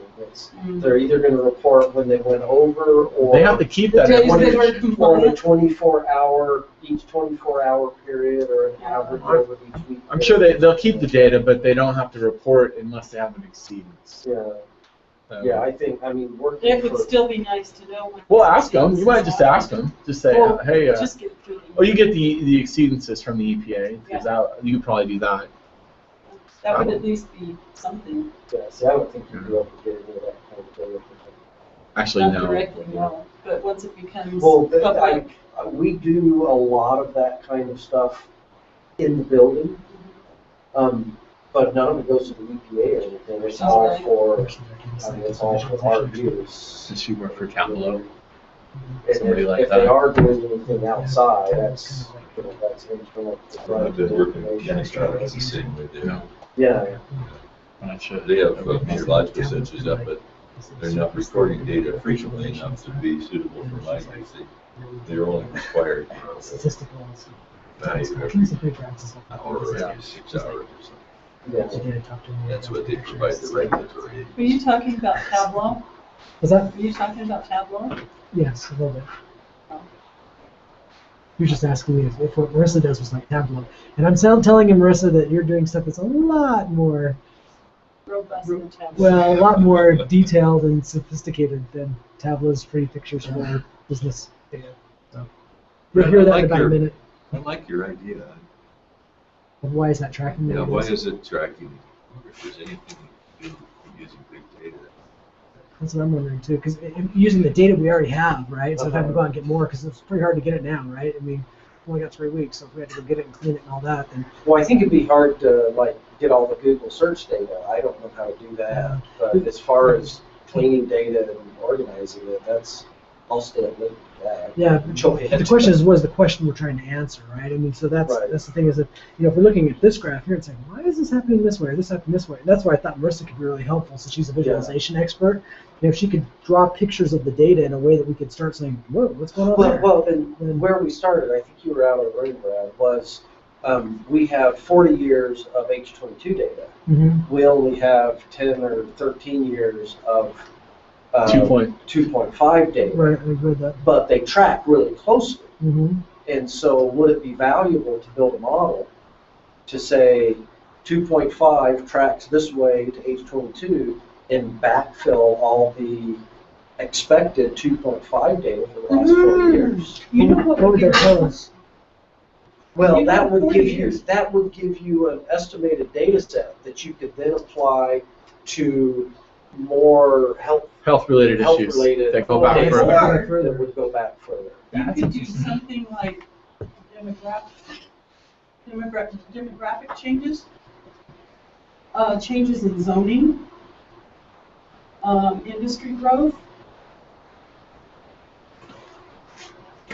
Oh, and you might be able to identify, wow, when this industry started taking off, or when this industry left, it kind of had this effect on the PM 2.5. Yeah, changes in demographics. You could look at census records that show changes in drivers. Okay, so new drivers versus aging population, and show like 60% of drivers for 60, 70, 80 years old, for example. And maybe even and then get some sort of a model there. Are you looking for pollution sources at that point? Yeah, at this point, 'Cause you could what also- you're doing is just kind of seeing what was going on, not just atmospherically, but what was going on in the valley. Well, you could see the increase in population, but then you'd also have to take into account the increase in car efficiency, fuel Right. efficiency Right. for automobiles, This and is those true. kinds.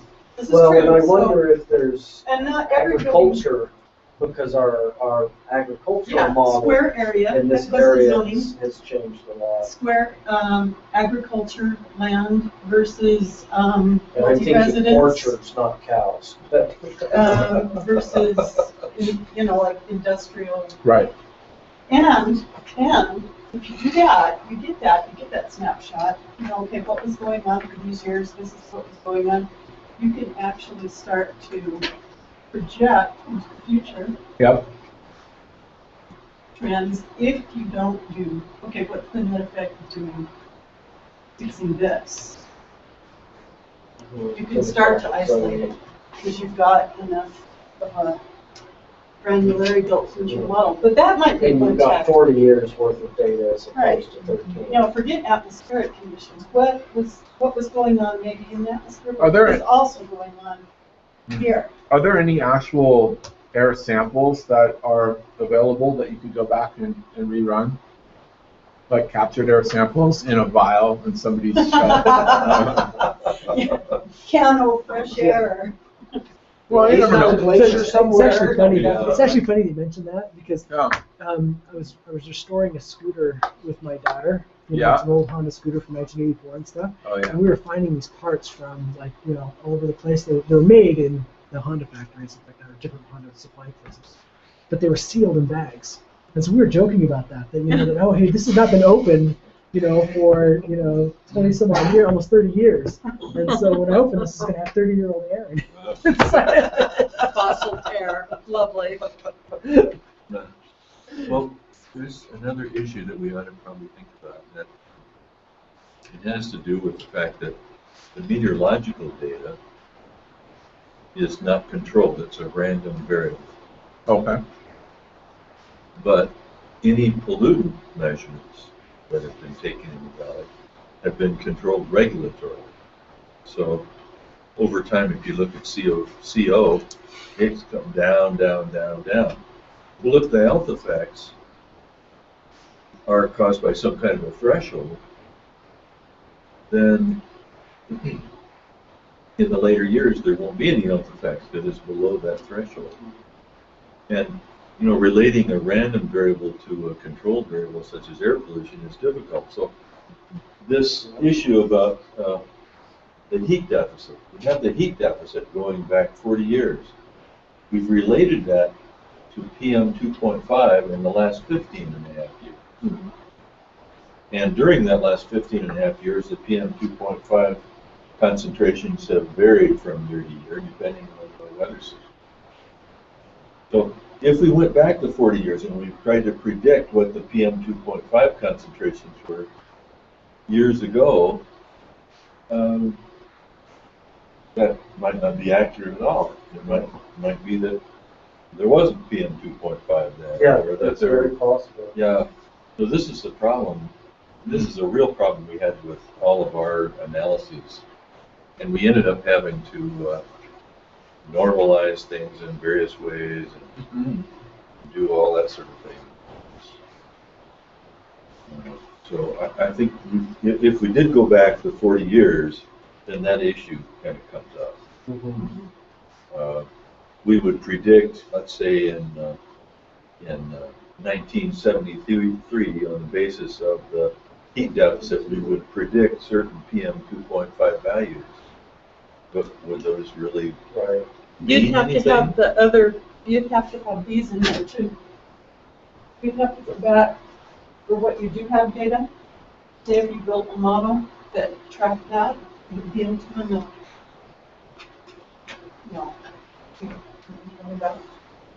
and looked at that within the same time period. And then you could go back and say, given the one factor and these, over time, because we know these, then you'd be able to figure that out. Yeah, basically you'd be graphing it against the H22 data, not really the PM 2.5 data, because the PM 2.5 data is solely related to. And that's why we came up with that heat deficit. It's a random variable, and we can see how it varies from year to year. That tells us, something about the mean heat deficit of that year, and gives us some idea how much we would track. If we go back, it might be just interesting if we had health data for 4 years. But if we were to apply that just against the heat deficit graph. Yeah, just against the heat deficit graph. And just see what that looked like. Right. Would be, It'd be interesting. to see if there's any sort of correlation. Yeah. I don't even know how you find that word. Well, I guess the other, Dr. Arden Hill, do you know him? I guess you cited him in some of your work, right? So he's professor at BYU, and in fact, he's coming to talk to the big data group in 2012 about some of this work that he did with, discovering 2.5's relation with Geneva and the health things there. So maybe he has some health data that might be helpful. I would think you would know health data. I don't know. I tried to get him to come today, but it's first day of school. Oh, yeah. So it's something about. Oh, boy. Nice planning, Brad. My daughter was quite nervous. Oh, yeah? Apparently everyone takes vacation just before the first week of school, or then it's the first week of It's school. called Labor Day. Yeah. I was on vacation yesterday, That's too. right. Wow. Okay, well, there's some things we can look at. But, okay. Yeah. So we're not going to be able to take this much further. This is going to, I'll clean this up, but this is going to have sort of what I'll do is I'll clean this up, and this is normal. I get it, most of it, and then I go back and I look at it and I make it make sense, you know, and tighten it up.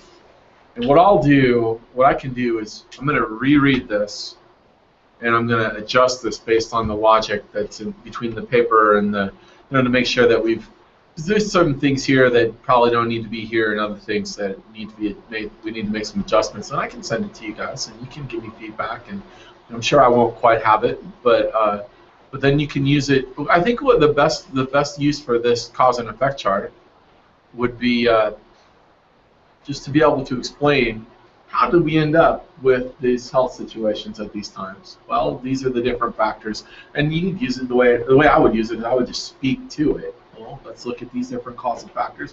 Let's look at the causes of those, and let's look at the causes of those. And now, then you could transition into. So then, what we ended up doing was, you know, given our constraint, our time constraint, and our the data limitations that we have, this is what we did, and this is what we're looking at. This is what we would have liked to have done if we had had it, but we didn't. You know, I think that would be a pretty interesting, useful use of your time. One thing I'd like to do, if we have a couple more Sure. minutes here, is Dr. Whiteman, I went through your paper and I tried to highlight the causes and effects, causes in yellow, effects in green, for primarily the top line, the persistent cold air pool.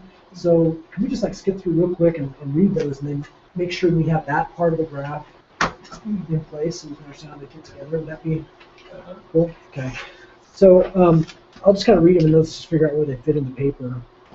So we have the line about a persistent cold air pool characterized by temperatures below 0 degrees Celsius. So, and that's, I imagine, at the ground, right? What we're talking about there? Surface temperatures. Sorry. Here, you know what? Let's see. You've When I got it. sit next to you. Okay, that's great. Right in here. Yeah, because I'm just reading them in my context on it. What the heck? So this yellow one here is the first one where I said, oh, here's some things here that might lead to that persistent cold air pool. Yeah. Okay. Yeah, during absorption, PM2.5 concentrations exceed the standards. The atmospheric column and gauze characterized temperature below 0 degrees C, roughly permitted in excess of 50%, and light wind speeds. So that came from this figure back here.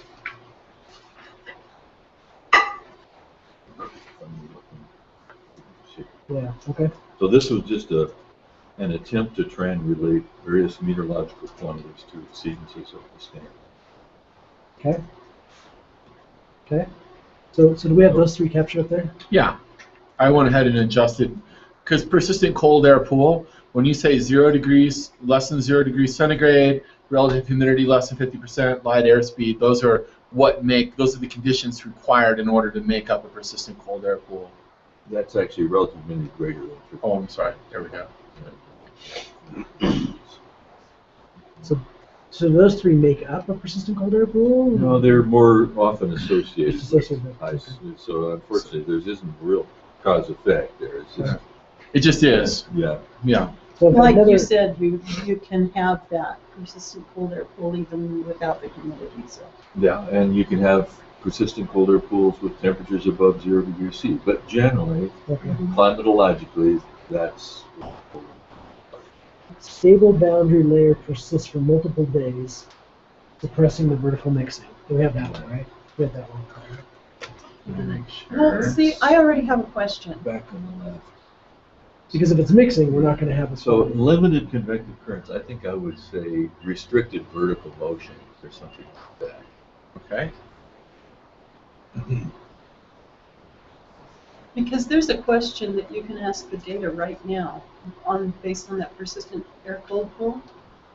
On the days when you had a persistent air cold pool but didn't have the humidity, what was the particulate count? Did that differ? Yeah. Well, actually, I think that's in this figure. Is it? Let's see. It's been a while. Let's see. So wintertime relative frequency. The stacked shaded columns indicate below 500 and 1700 observations. The top can be compared to the open box. Represents the relative frequency of days above. Okay, so let's see, how did I do this? So we've got day and night as gray and black. And the black curve represents the frequency of persistent cold air pools, while the top of the gray curve represents the relative humidity being within certain ranges. So there is a high number of persistent cold air pools when the temperature is minus 2.5, more than that It's really black curve temperature is within- above that. So- or It's really If- from there to there is really the Yeah. temperature range. we're Right. talking about, 7.5. So there's a high frequency of persistent cold air pools in that temperature range, Mhm. and it's higher. And this one's relative Expected. humidity. Yeah, this So here's the other with relative humidity, 55 to yeah. 95. And this is wind direction.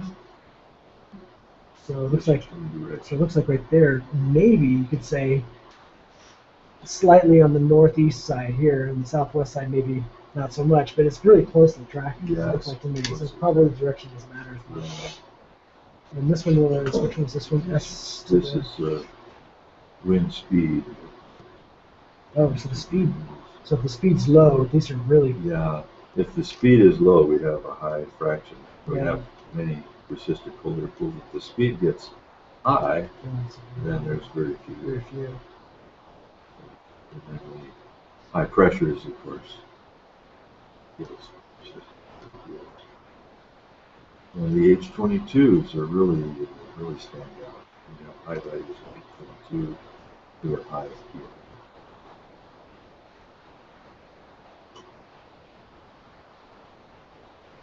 So anyway, that's just a statistical Mm-hmm. look at Okay. things, basically. So But you do have the data for that, yeah, so we can take a look.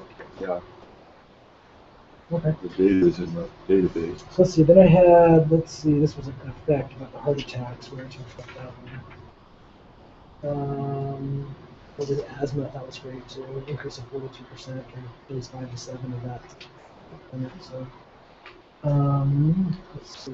Majority of PM 2.5 aerosols are in the secondary, which is you already captured there. Produced from gases such as acetylene. I added the SO2. We didn't have that. Okay. I would have added that in. Stability. Fluid, however, is present even when temperature inversions are absent. Yeah. So that was. What is that? Okay, so that one, it needs a piece of paper. When you take a parcel of air Mm-hmm. in the atmosphere and you lift it, Mm-hmm. because it expands into the lower pressure, it cools at a certain rate as you lift it. Oh, okay. It cools at the rate of 9.8 degrees C per Kelvin. Oh, do you raise it? Yeah, Okay. it cools at that rate.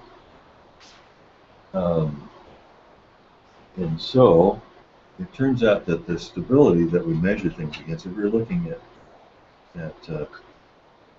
temperature as a function of height, that it's that 9.8 degrees C per kilometer that's the reference that we use. If anything cools at a rate that is slower than that, we call that stable.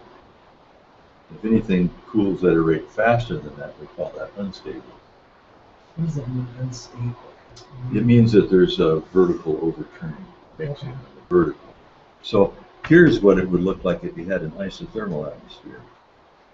As you went up in height, the temperature wouldn't change. Oh, okay. And here's what an inversion looks like.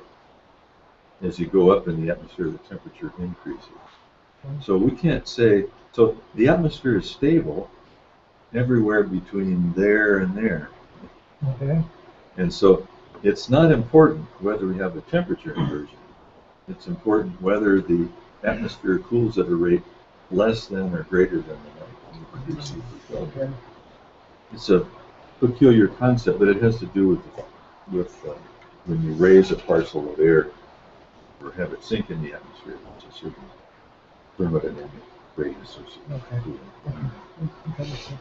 So people talk about inversions, but it's not inversions that are important. The thing It's that's the rate of- important is the rate of change of temperature rate of without temperature. being greater than that. Okay. I see.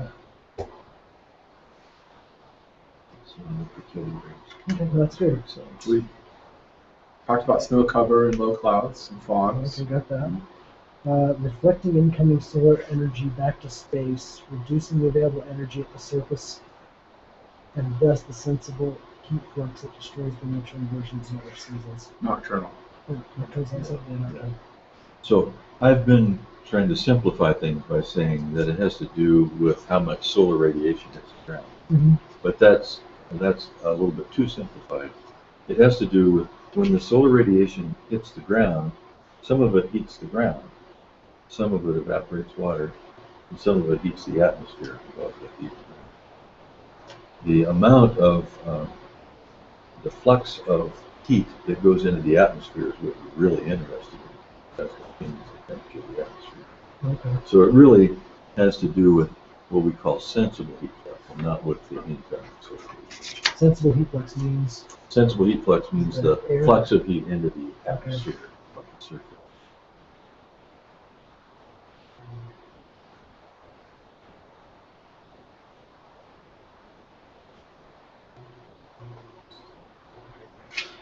okay. Low stratiform clouds. Let's say the options specific for removal. And those stratiform clouds are fog developed, which is what we talked about, right? Assisted by, as moisture builds up, assisted by evaporation and sublimation from the ground and nearby great lakes remains unfrozen for the winter. So we got the water on the ground that's increasing the humidity, I guess. That's up right. there. Okay. So long as you have a temperature inversion there, whatever you put into it stays in it. We talked about that in terms of pollutant, Mm-hmm. but it's also true of moisture. So if there's moisture coming from the ground through evaporation, it stays in. So that's more of a Kind of a visible tracer. effect. Yeah, tracer. Yeah, Yeah. exactly. But not necessarily contribute to the cause. Yeah. Well, it would in terms of reflective and Well, It would reflecting also, away it solar would energy. also contribute to the cause if it is causing the PM1 to become a PM2.5 through Right, yeah. absorption, or if it's triggering chemical reactions, secondary chemical. Changes into aqueous reactions, like water droplets. And not only that, then you've got moisture at the ground. When the solar radiation comes in, it might go to evaporate that moisture instead of heating the atmosphere. So there's so many different effects. Okay. First, let's see. Relationship. First multi-day high particular episodes occur primarily midwinter. The sawtooth shape. What does diurnal mean? Day-night. Oh, okay. So that's these guys here, right? Yeah. These right here. Yeah. So since So we're using sharp 12-hourly radio sounds, one of them is at night. Mhm. Actually, like it's late afternoon, Mhm. about 1700. And so one of them will reflect the nighttime inversions, those will be the high ones. And then in the afternoon, it comes back down. At night, it goes back down. Mhm. So you get these diurnal changes here. Well, we want to separate those diurnal changes, which don't mean anything in terms of long-term temperature inversion, Mhm. from these events here that are midwinter events. What that reminds me of. You know? So, slight tangent here. My grandfather came to me and says, "Hey, I've got this cassette tape. It's really awesome. I love it, but it's got terrible noise in it. Can you do something?" And so I brought it into a sound, and maybe it's called the radio edition, right? The sound of anything, and it can take patterns like this because they give me a trace of the noise. When no one's talking, you take a noise trace of that, and then it uses algorithms to say, okay, great, I'm gonna pull that out of the whole thing where it's, doing that. Going to stuff. pull those particular frequencies. Yeah, Yeah. Wouldn't I've that done be that in cool? photography too. What if you put the two, the audition, just see what happens. Create a sound bit from it and see what happens. Upload it to GarageBand. We'll play it afterwards. We'll go ahead and put Put a Let's see what compressor an on it. inversion sounds like. No, but it's back to his, like that. I mean, it's superimposed on all the rest of this. Just pull it. I don't do that. Well, we cancel the noise out by playing an inverse, the way the noise canceling headsets work. That's right. Yeah. Yeah. Well. Yeah. Anyway. Okay. Interesting. Nice digression, Brad. Nice digression. Yeah. Actually, it wouldn't be too hard because what you do, I think you take the day and the night. Yeah. Just take the day and the night ones, invert them in this area here, invert them, and then lay them over the top. That actually would be there, right? Oh, well, you could invert them, and then it would cancel them all out. Exactly. Yeah, and you could start with that anyway. And just say, "There's my little noise sample." You just multiply by -1. No, You I take just, an I just take average the of the day day one and night. and the night Oh. one and just switch it. Oh, So the night was the day and the day was the night. For that segment where we're not in this area, for like a summer segment, is what you do there, right? You do it in the Well, summer. if you applied it all the way through, then that would take out the usual, okay, Hiss on the rest of this. right, because what you'd be left with is that. Right. Yeah. Yeah. You'd be Well, left with well, only the events. What you'd be doing is these little ridges on here, you'd Yeah. expect to see go away. Yeah. That'd be interesting. It's just a low pass filter that you apply and get rid of the high. Yeah. Yeah. Okay. Okay. There's some interesting things there. Okay. So let's go back here. Indicating the presence of nighttime inversions and their subsequent destruction later that day. By the way, that was. When the heat deficit rises above a certain threshold, once the threshold is exceeded, that's when you're saying it's hard for it to come back down again. Once the threshold is Yeah, exceeded. once the threshold is exceeded, then the PM 2.5 starts climbing day by day. Yeah. But, coming up with that threshold is difficult because of all the grass down here, and Mhm. so that may not be the best threshold. That's the threshold that is based on climatology. Mm. So, yeah. Okay. And then let's see what we got here. What was next? Sleep from the other day. And the last one is you got a Nobody few. ever read any of my papers. I'm so surprised. got a whole team of people just studying them, pulling everything out. Okay.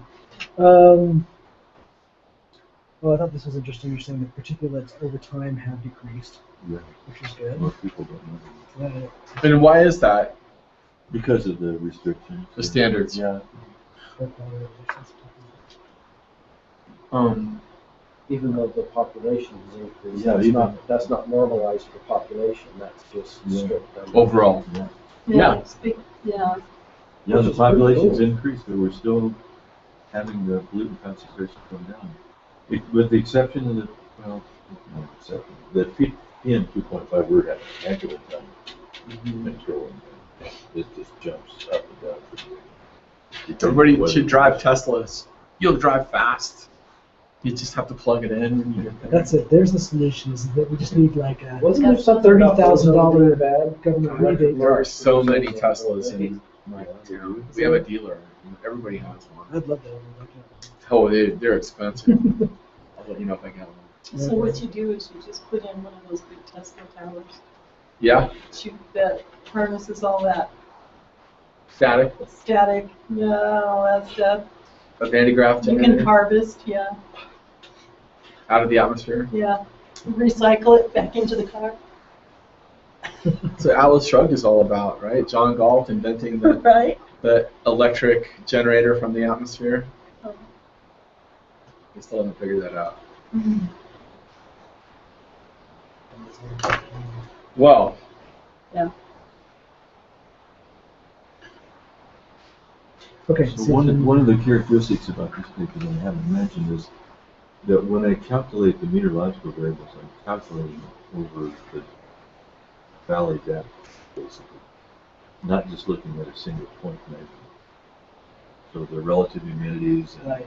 all of this is based on an average over this Calm. depth of the, Because of the radius That's that we're right. talking about, right?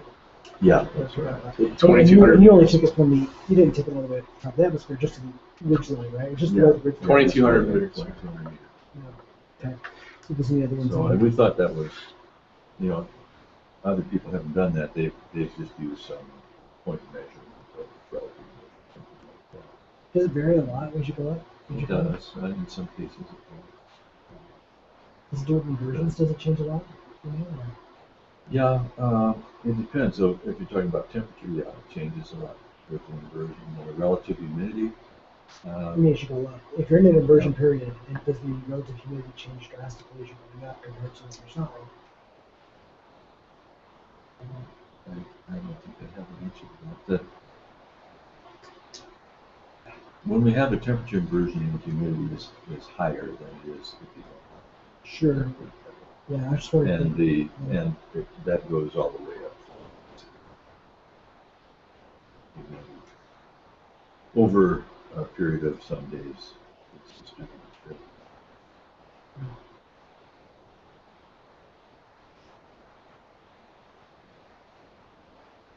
And we have, typically in the summer we have a much higher relative humidity at night. But there isn't so much of a dynamic change when you have a temperature inversion in small days. Okay. Is that because we're in inversion or because it's summer?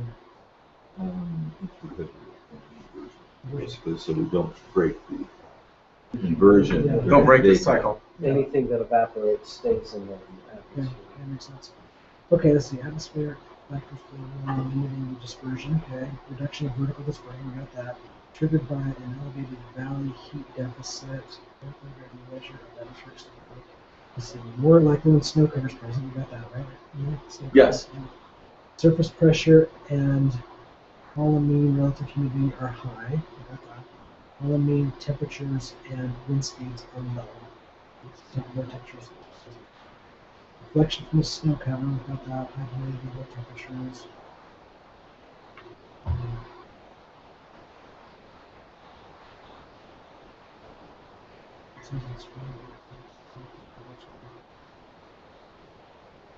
Let's see what they count. Let's see.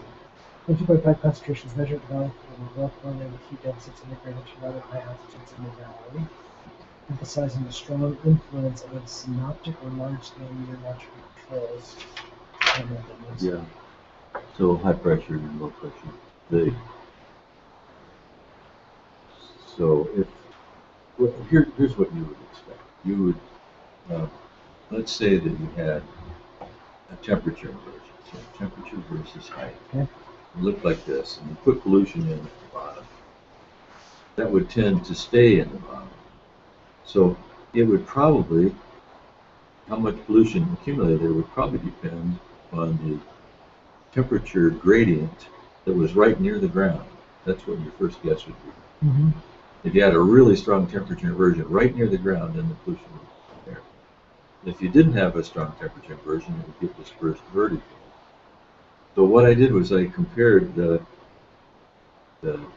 heat deficit, let's say temperature inversion near the ground, and tried to relate that to PM 2.5.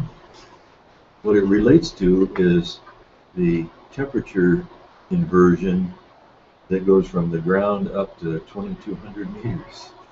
Really? Yeah. That's the depth of the bowl? I'm sorry, go ahead. Yeah. So the reason for that is that there is a difference between day and night. That during the day there is a shallow convective boundary there that develops. It doesn't destroy the inversion, but when it develops here, it distributes this pollution vertically a little bit more. Then the next day comes, you get a strong inversion at night, and then you mix that stuff up again during the next day. So basically, what controls the amount of PM 2.5 you have in here is this temperature gradient, and not the temperature gradient near the surface. Yes. If you're relating it to the temperature gradient near the surface, there'd be a big difference between night and day. Yeah. And so it doesn't turn out to. Does the height of the ridges, or the ridges that surround the valley at about 2,200 meters, does that dictate? Yeah, I think so. I think if we had a valley that had different geographic Davis is in characteristics and it was a shallower valley, that we would see Shallower. something different. Or so this 2,200 meters, the valley, the ridge line at the Ochres is at around 2,500 meters. So the 2,200 meters is a little bit below the ridge line. 300 feet, would that be in the, yeah, it's not that. Yeah. So, You can see but it. this in the is soft this spot. came up with a statistical. We tried to correlate PM 2.5 measurements, which are made right at the ground, Mm-hmm. to the temperature deficit calculated to different heights. We integrated to different heights. And the best relationship turned out to be between the surface PM 2.5 and the temperature gradient up to 2,200 meters. Are you getting those from the balloons? Yeah, Right? you get those from the balloon. So what you have is you launch a balloon, Yeah. temperature versus height, and Can we do that this change. afternoon just as a field trip? Because that would be fun. It would be fun. I'm going back to the airport, you know. Yeah, when's the next one they fly? Let's see, it's 5 and it's Should 7, get out right? there. 7 o'clock? That's it. Yeah, my flight's a little later. I can do it. So then we go up to 2,200 meters, and then we draw a line down here that's the 9.8 degrees C Uh-huh. per kilometer, and then we look at this area. And that represents the temperature deficit inside the valve. And because it cools at 9.8 degrees centigrade Because per if we kilometer. added heat at the ground, Yeah. a convective boundary layer would grow, and we'd have to add that much heat in order to get the convective boundary layer to To grow up to here. reach. Oh, wow. To reach. You need that much energy, Yeah. temperature energy, to make Exactly. it to that 2,200 feet. And so we've come up with this what we call an H22. That is a thermodynamic quantity, and that tells us how much heat you have to put into this thing to destroy that inversion up to this level. And that's what H22 stands That's for. what H22. So heat level and heat to 2,200 meters. And so it should be 2,200, but you chopped off the zeros. Yeah. Okay.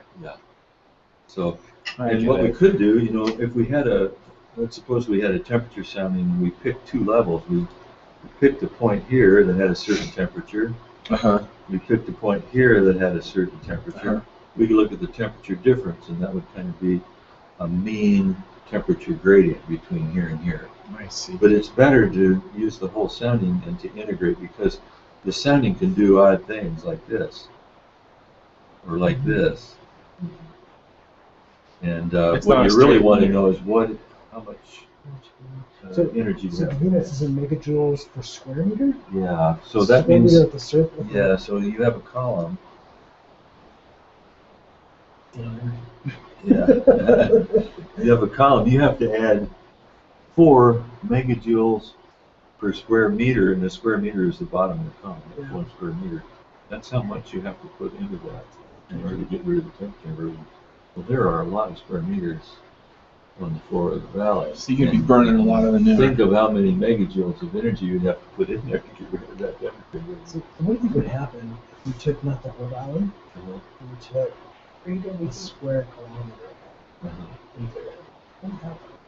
Well, you would get thermal circulation that would be produced by that. So you would, the convection from the fire would mix the atmosphere in that part of the valley, but the surroundings would be cooler, and so there would be cold air that would come in to that column from all sides, Uh-huh. and there would be rising motion. So what if you, okay, so just throw this out here, okay? Don't start laughing at me for doing weird stuff. Okay? But if you could control that boundary, let's say use a laser. You have a very sharp boundary, so that it can't mix. As soon as it comes into that column, it's heated. You know? Then what? Would it punch a hole in the top? Sure. You just So you're want a thinking- reason to say that a laser is the solution. I don't You're trying to shrink I this. I want laser beams in my I'm answer. gonna take a laser pointer tonight and a bowl of dry ice. I'm just gonna. And then an airplane, then you've got all the Oh, bushes. okay, you'll don't do have that, it's all okay. of the, Frying the birds and all that. Okay, I Yeah. get it. It's the same thing as taking this 1 square meter column but making it a little laser beam kind of a thing. But I think it would have the same effect, that it would heat the air here locally. Mhm. There would be thermally driven circulation that would pull in air from all sides, and there would be rising air. So it'd be Where it like got this, heated. and eventually the bowl would go down, and it took a long time for it to all. Yeah. So then we get sinking motions to account for the mass con. You move the mass up here, something has to sink somewhere else. Yeah. So I get a call once in a while from somebody who has a good idea about how to get rid of it. I had a call from a guy one day, he said that what we ought to do is have Kennecott, instead of digging a deeper hole, to kind of dig sideways. Dig the mountain, yeah. Big, With them there, we Yeah. got the guys doing the sand at the south end of the valley, right, with this Yeah. concrete and stuff. Between the two of them, won't have any problems left. so make a With big pass. pans. Yeah. Well, here's another thought I had. I don't know, mostly kind of crazy stuff, but you had a bowl like this. We had a little fan blowing across the top. 'Cause that's what we got. We got wind blowing across the top of there, right? And these are decoupled.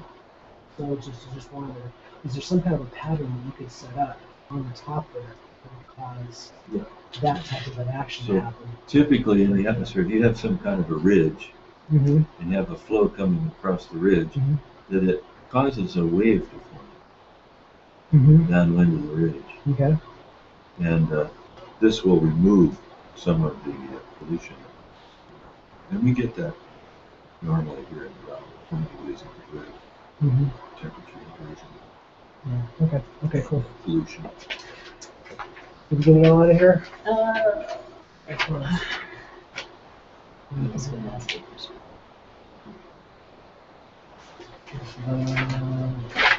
That's what Oh, I'm about the yes. information on that, that's really cool. Okay, Utah County, Salt Lake County. Utah County and Salt Lake County are both in the same pool, being completely surrounded by mountains, so they're very similar. But Davis County is open on one side.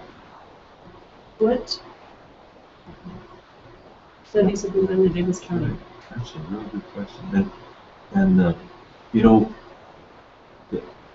the reason that this study was done here is because this is the one valley in the west that has twice daily radio sound.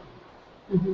Oh, really? Must have done that twice a day? So there are other valleys in the west that have them, but they're not like Salt Lake Valley. So Reno has twice daily radio sound. Boise has twice daily radio sound. But ours are right in the middle of a valley, and it's a well-defined valley. And so we could do a long-term climatological study because we have the observation. Nowhere else do we have that, including Utah Valley. Mm-hmm.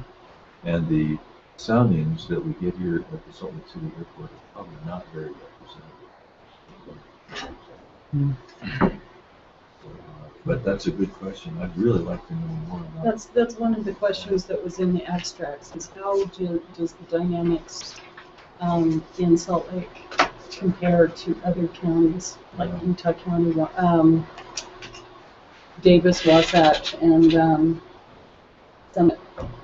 Well, I have a colleague who has been watching PM 2.5 measurements in Utah Valley compared to us.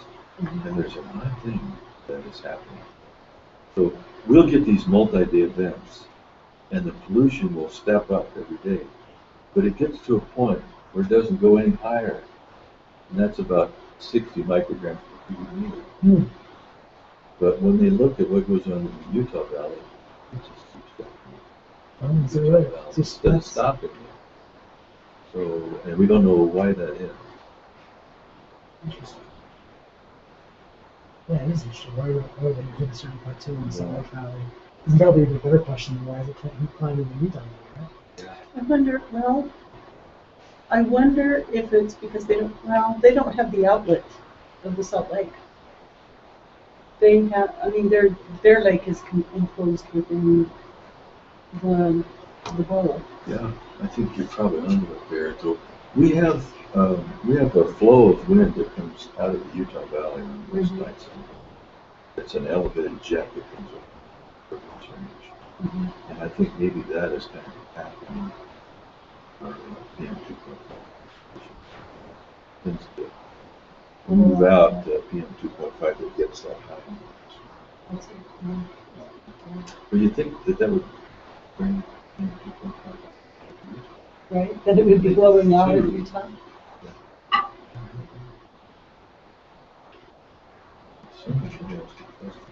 Yeah, because they're completely surrounded, including their lakes. They don't have any outlet at all.